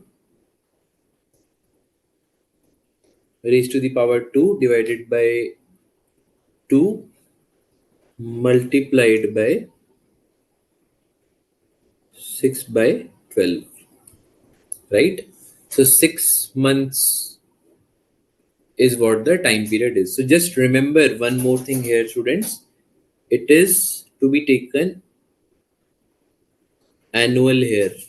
Okay, we don't need to multiply this to convert into the lower time, because already we are multiplying it here, right? Similarly, this is also the annual kind of a volatility which is also mentioned above, right? In the question that is given to us, so they are saying this is the standard deviation of continuously compounded annual return. Clear? This whole divided by 0.40 under root of 6 by 12.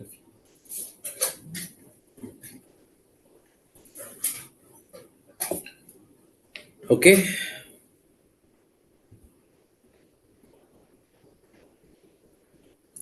then d1 will become 0.0646 plus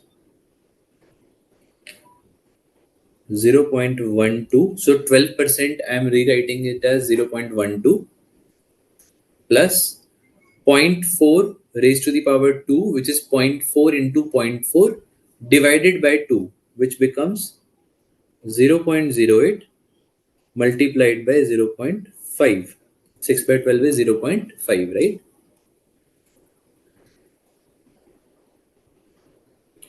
This whole divided by 0.2828. So zero point 0.4 into under root of zero point 0.5 is actually 0.2828. Then d1 becomes 0.1646 divided by 0.2828, which is actually 0.5820.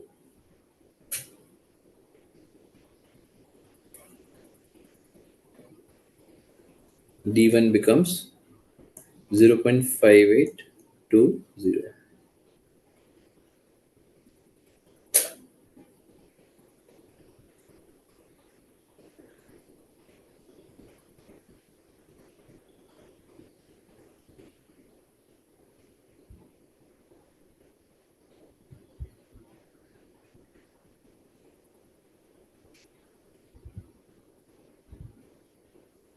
D2 is equal to D1 minus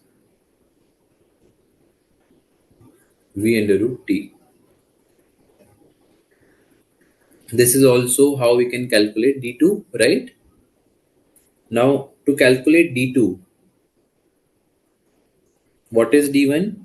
0.5820. And this is the same value that is there in the denominator of D1, 0.2828.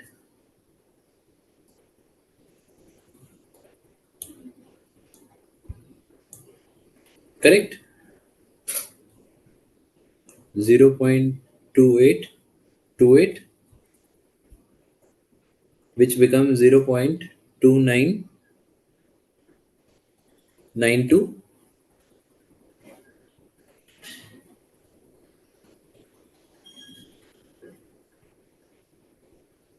So ND1, yes, 2992. Yes, very good, Samyanathan.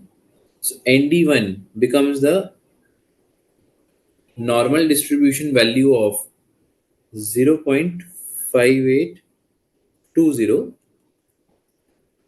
and ND2 becomes normal distribution value of 0.2992.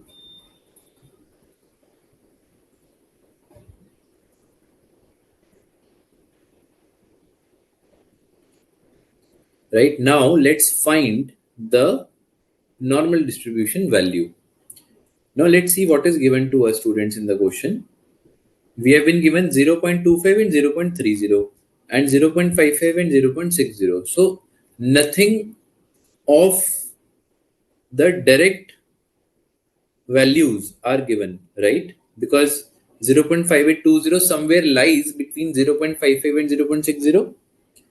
Similarly, 0.2992 lies between 0.25 and 0.30, right? So we will have to use the interpolation technique.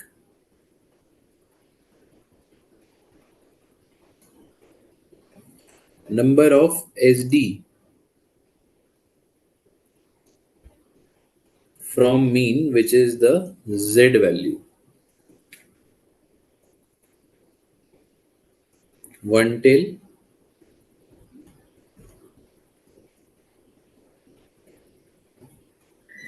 and cumulative.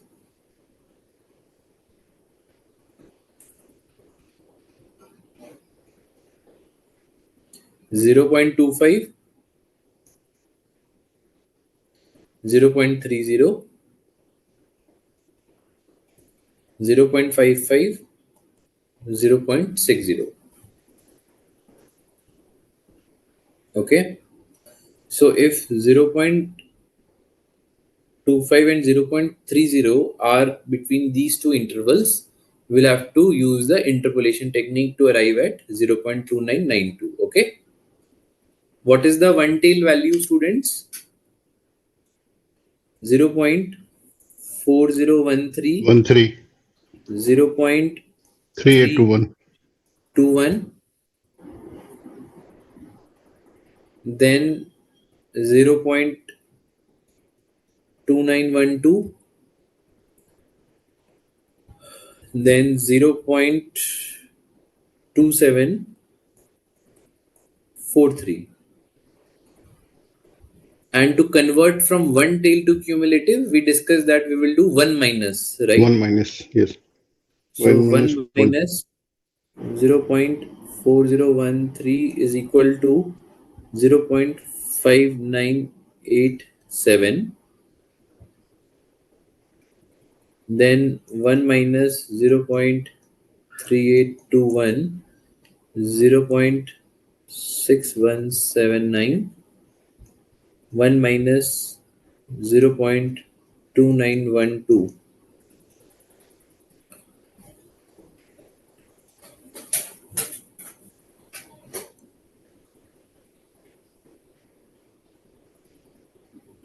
7088, 1 minus 0.2743, 0.7257, students. This has become the cumulative amount. Yes, very good, Saminathan. Then let's talk about if 0.55 and 0.60, 0.55 is 0.7088 and 0.60 is 0.7257. Then using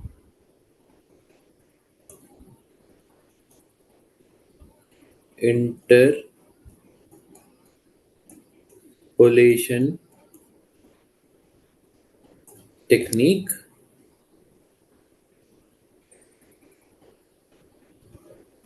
n 0.5820, which is the interval in between, right? This is a interval in between. So what happens, students? You will take the lower value, then in that add the differential of these two divided by the differential of these two, correct? So differential of the outcome, differential of the output value divided by differential of the input value multiplied by the gap to which this other value remains. So let me explain it through this. So 0.55, 0.60. 0.55 is having 0.7088,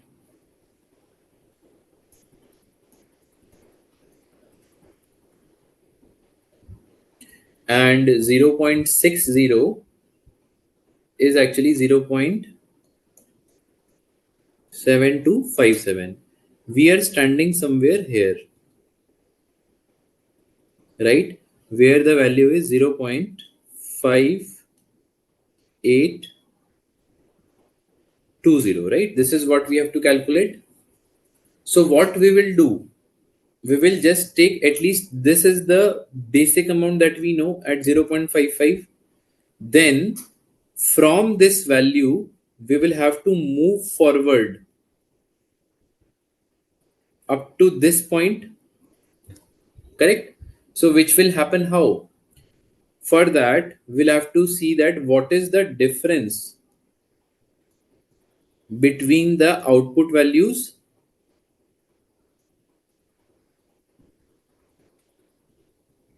what is the difference between output values, and what is the difference between their input values,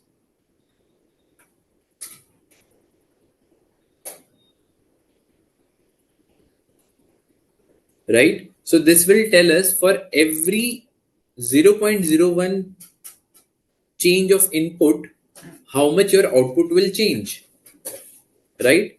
And ultimately, we have to find out that for this gap of input, what is the change in output. So that means for 0.5820 minus 0.55 change of input, what is the output going to be changed, right? So this will tell us for 1 unit of input, how much output will change. Here, how many units of inputs to reach the desired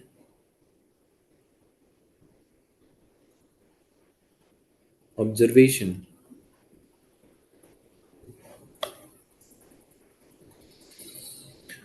Okay, now finally we will use interpolation technique here, wherein I've explained it, right? I've explained in detail. So this interpolation technique is very much useful in lot of these scenarios, right?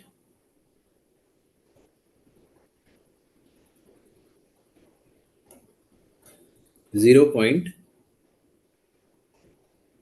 7088 plus 0.7257 minus 0.7088 here, whole divided by 0.60 minus 0.55 multiplied by 0.5820 minus 0.55. So this multiplication is here actually. Okay.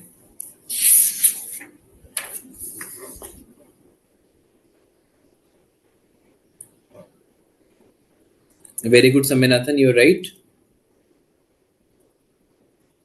So N 0.5820 becomes 0.7197.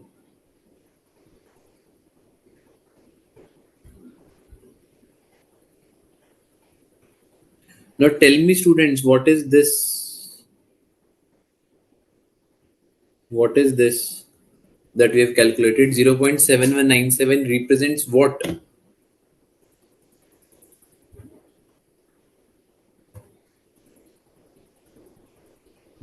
Number of standard deviation from the mean.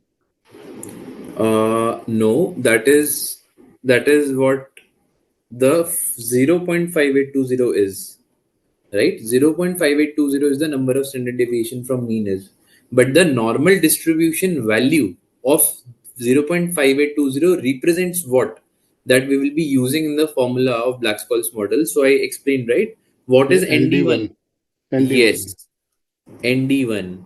But ND1 is basically the hedge ratio, correct? I explained above. This is the hedge ratio. The hedge ratio means that for one call option, one call option, you need to purchase 0.7197 shares. Clear? So this is the hedge ratio that has been determined. Okay, ND1 was the hedge ratio as we discussed.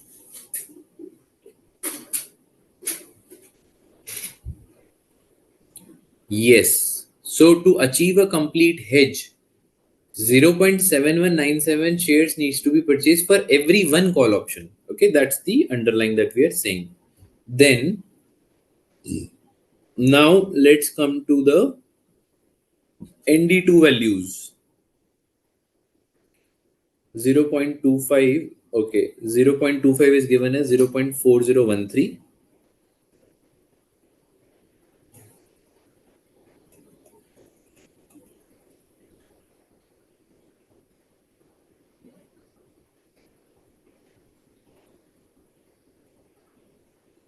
No, wait, I have to take the cumulative values, na? That were the one tail. So these are the cumulative values, right? So 0.25 is 0.5987,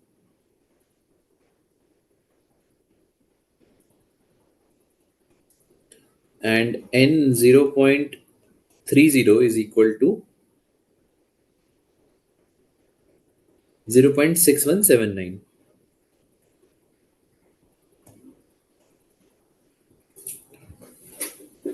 Okay, so 0.25 is this much, 0.30 is this much. Our value lies somewhere here in between, which is N 0.2992, right? Again, using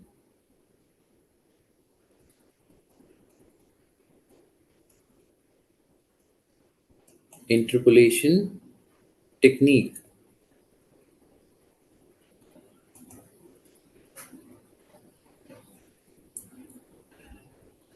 N 0.2992 is equal to the lower value, which is 0.5987, plus 6179 minus 0.5987 divided by the changes in the value of the inputs, which is 0.30 minus 0.25 multiplied by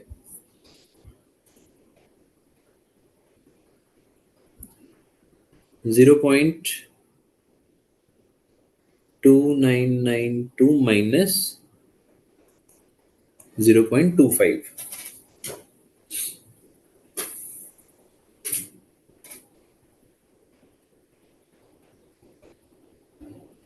So N 0.2992 is equal to 0.6176.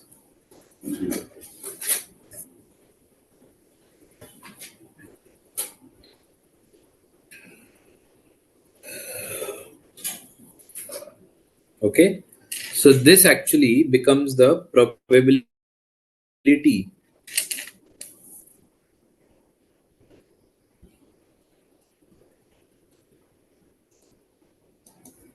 that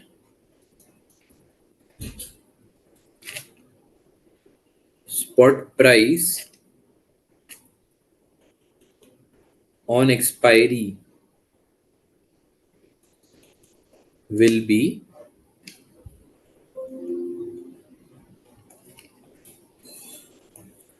higher than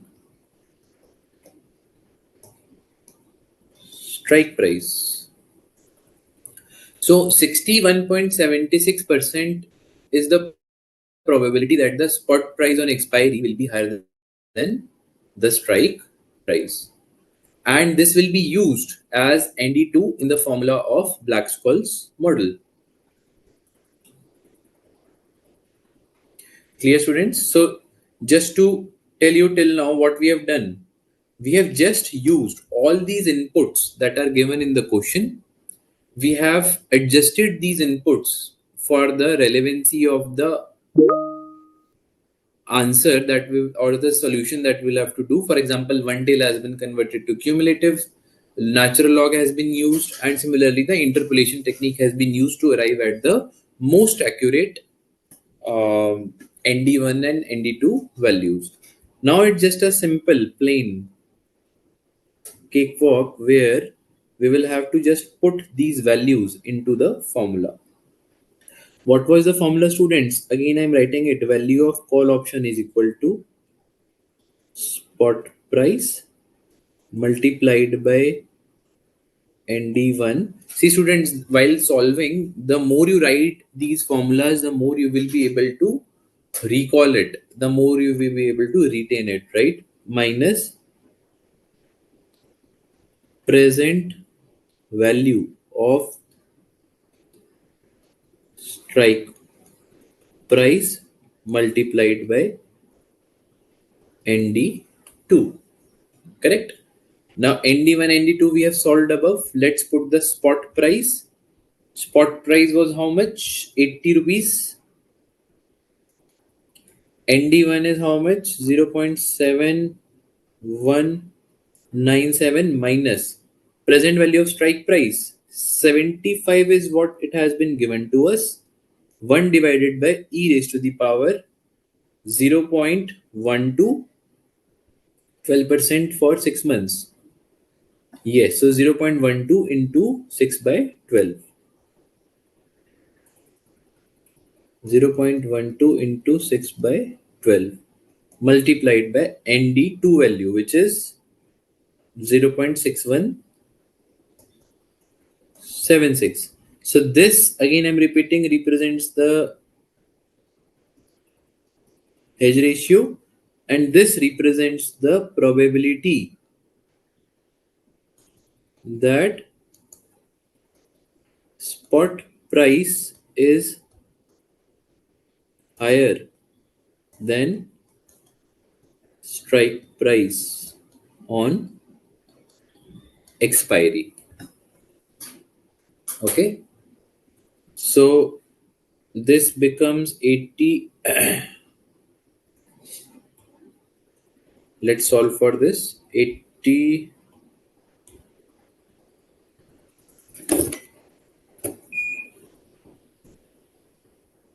So 80 into 0.7197 becomes 57.57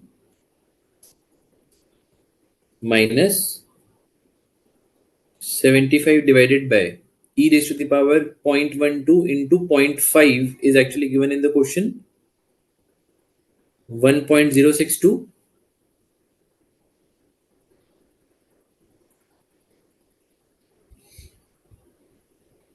1.062 multiplied by 0.6176.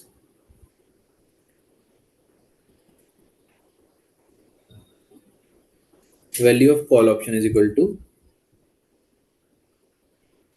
57.57 minus 75. Okay, we have already put this. So this becomes 43.62 is equal to 13.95, students. So the value of call option becomes 13.95. This is as per Black-Scholes method.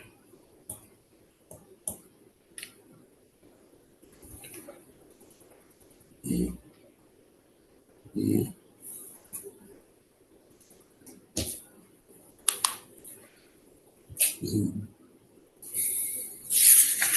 these are the levels at which the Black-Scholes model is used to calculate the option pricing, students. How did you find it? It's easy, it's difficult. It's relatively easy. Easy. It's relatively easy once you understand the concept, right?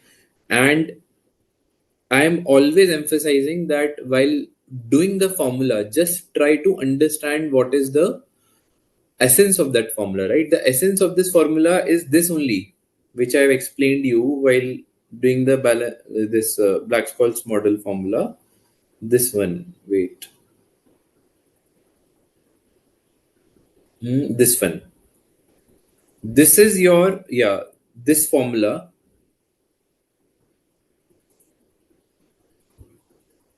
which is premium. Always understand, always related through this, that there is a hedge ratio that has to be there and there has to be a probability. Then only the option will be in the money and the accurate calculations will happen. Rest, this ND1, ND2, e raised to the power something, natural log, normal distribution, these are all just steps to reach there, right? But ultimately, this is what the overall concept is, students. Okay? Yes, you made it look easy. How you Okay. described it. Yeah, because this has come after a lot of research and understanding that I did. Because see, ultimately, I could have directly told you this formula, right? This is the formula as per Black-Scholes model, correct? But I just wanted to derive this in front of the entire session so that step by step we know that how this has to be done. So, but this will need some practice, right? See, concepts I can tell you, but again, I'm saying that until unless you practice this, the thoughts will not be basically rooted deeply into your mind.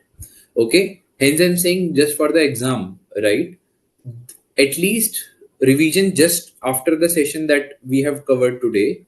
So I would suggest that not only for this, but whatever sessions you are attending, just do a proper revision before you enter for the next session of that topic, right? So that it's properly linked and then it is perfectly set in your mind. Okay. So yeah, students, I think this is all about today. Now let's spend some 5-10 minutes on some of the MCQs, right? Where I have prepared some more MCQs. I want all of you to please answer that. Again, answer through the chat box or through the query handle. Don't prompt the answers because others are also answering, and just participate in this so that you are able to judge yourself that where do you stand, or in case some understanding further is required, that can definitely be input through my basically query or otherwise your specific revisions. Okay, but just before that I'll spend 1 more minute on Black-Scholes model. So students, I have put down today in the morning 4 cases, right? Case 1, case 2, case 3, and case 4. So case 2 is complete now, right? Case 2 we have used in, let me just write it over here.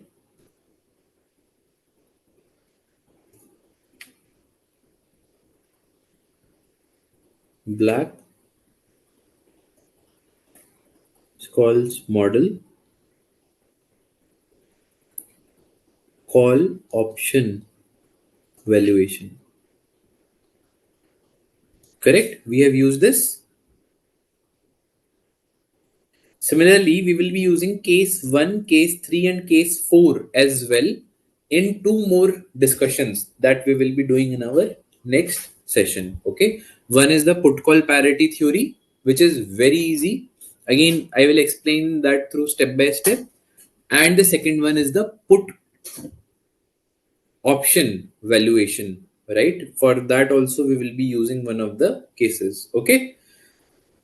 So I hope today you are able to understand this bit in a proper manner. Let me come to the MCQs.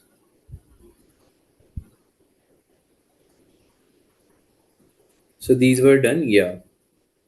Now these MCQs are actually from all the topics that we have done till now. I would want all of you to please attempt this.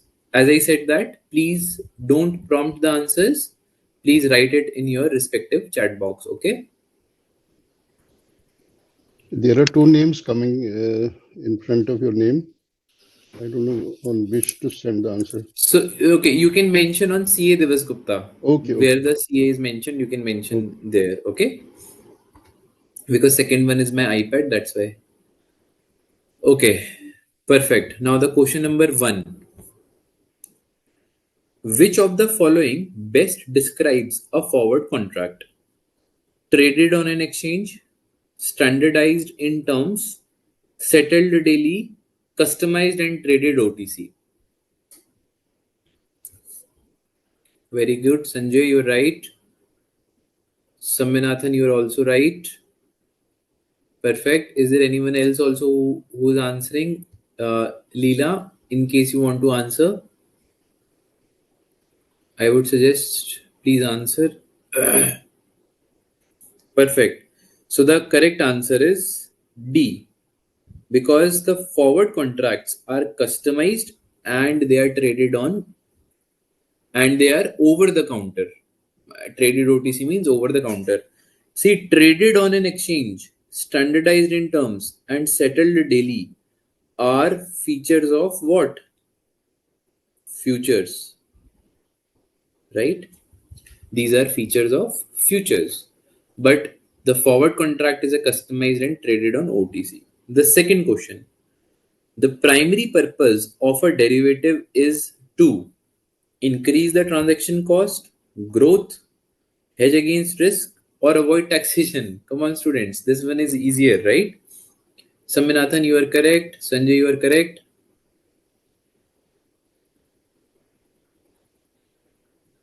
Leela, I am not sure for which you have answered here. Yes, you are correct here, Leela. Very good. So the right answer is hedge against risk. Correct? That's the primary aim of entering into any derivative contract. Which of the following is not a type of derivative? Futures, options, swaps, and bonds. This is an easier one.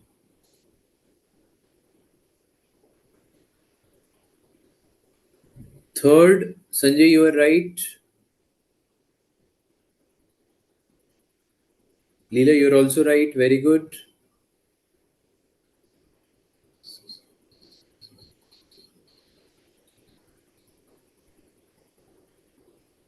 So the correct answer here is bonds, because bonds are not derivatives. They don't derive their value. No, Samyanathan. Yes, third is D. You are right. So, what is a derivative? Always remember, derivative is an instrument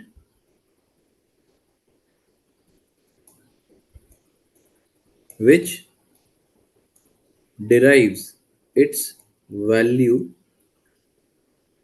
from an underlying, right? So, futures are also the same, options are also the same, right? Similarly, swaps are also the same. Swaps means that we are having the interest rate swaps, right? Foreign currency swaps. So all those things are there. In that case, also they derive their value from the underlying. Fourth, in a call option, the buyer profits when. This is a trickier one. We are talking about call option, and we are talking about the option holder, who is the buyer. So you have done a long of call option. The buyer profits when the underlying price falls. Okay. The strike price increases. Wow, the strike price is also increasing. Can the strike price increase? The underlying price rises above the strike price.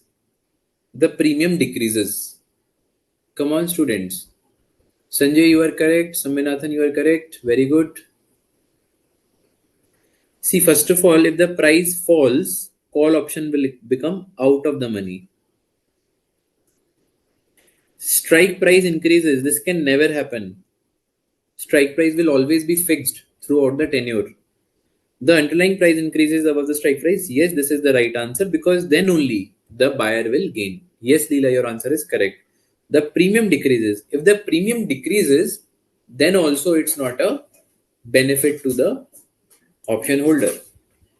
Then last, which of the following is true about European options? These can be exercised anytime before expiry, can only be exercised at expiry, are traded only in Europe, have no expiration date. Yes, Aminathan, you are correct. Sanjay, you are also correct. See, can be exercised anytime before expiry is what? These are American options, right? Yes, if American, then answer A. Yes, Leela, you are also right. These can only be exercised at expiry. This is fine. It is not that case, it is just a name. It doesn't mean that they are only traded in Europe. Okay, these can even be traded in India, but the category of that option becomes the European option, and these have no expiration date, students. Let me check the other query handle in case there is some other questions. No, nothing is there. That's all. There is Okay, question Saminathan, 14. thank you. Sorry, Question 14 also. Yeah, question 14 also pending. We will be doing it next in the in next the session, next or session. Yes, yes. We will be doing it in the next session because that because it's a involves the put. understanding of Well, put it's a call call. parity. Okay, okay. Yeah, go ahead. What is the question? Sorry. No, you already said it. It's a Yeah, put option. Yes. put call parity theory. So we will be doing this post our understanding of the concept in the next session. Okay. So then thank you everyone. Thank you for your patience listening. It was wonderful interacting with all of you. Thanks a lot. Do revise well before we meet in the next session. Thank you. Yeah, thank you very Session much. over, technical team. Thank you.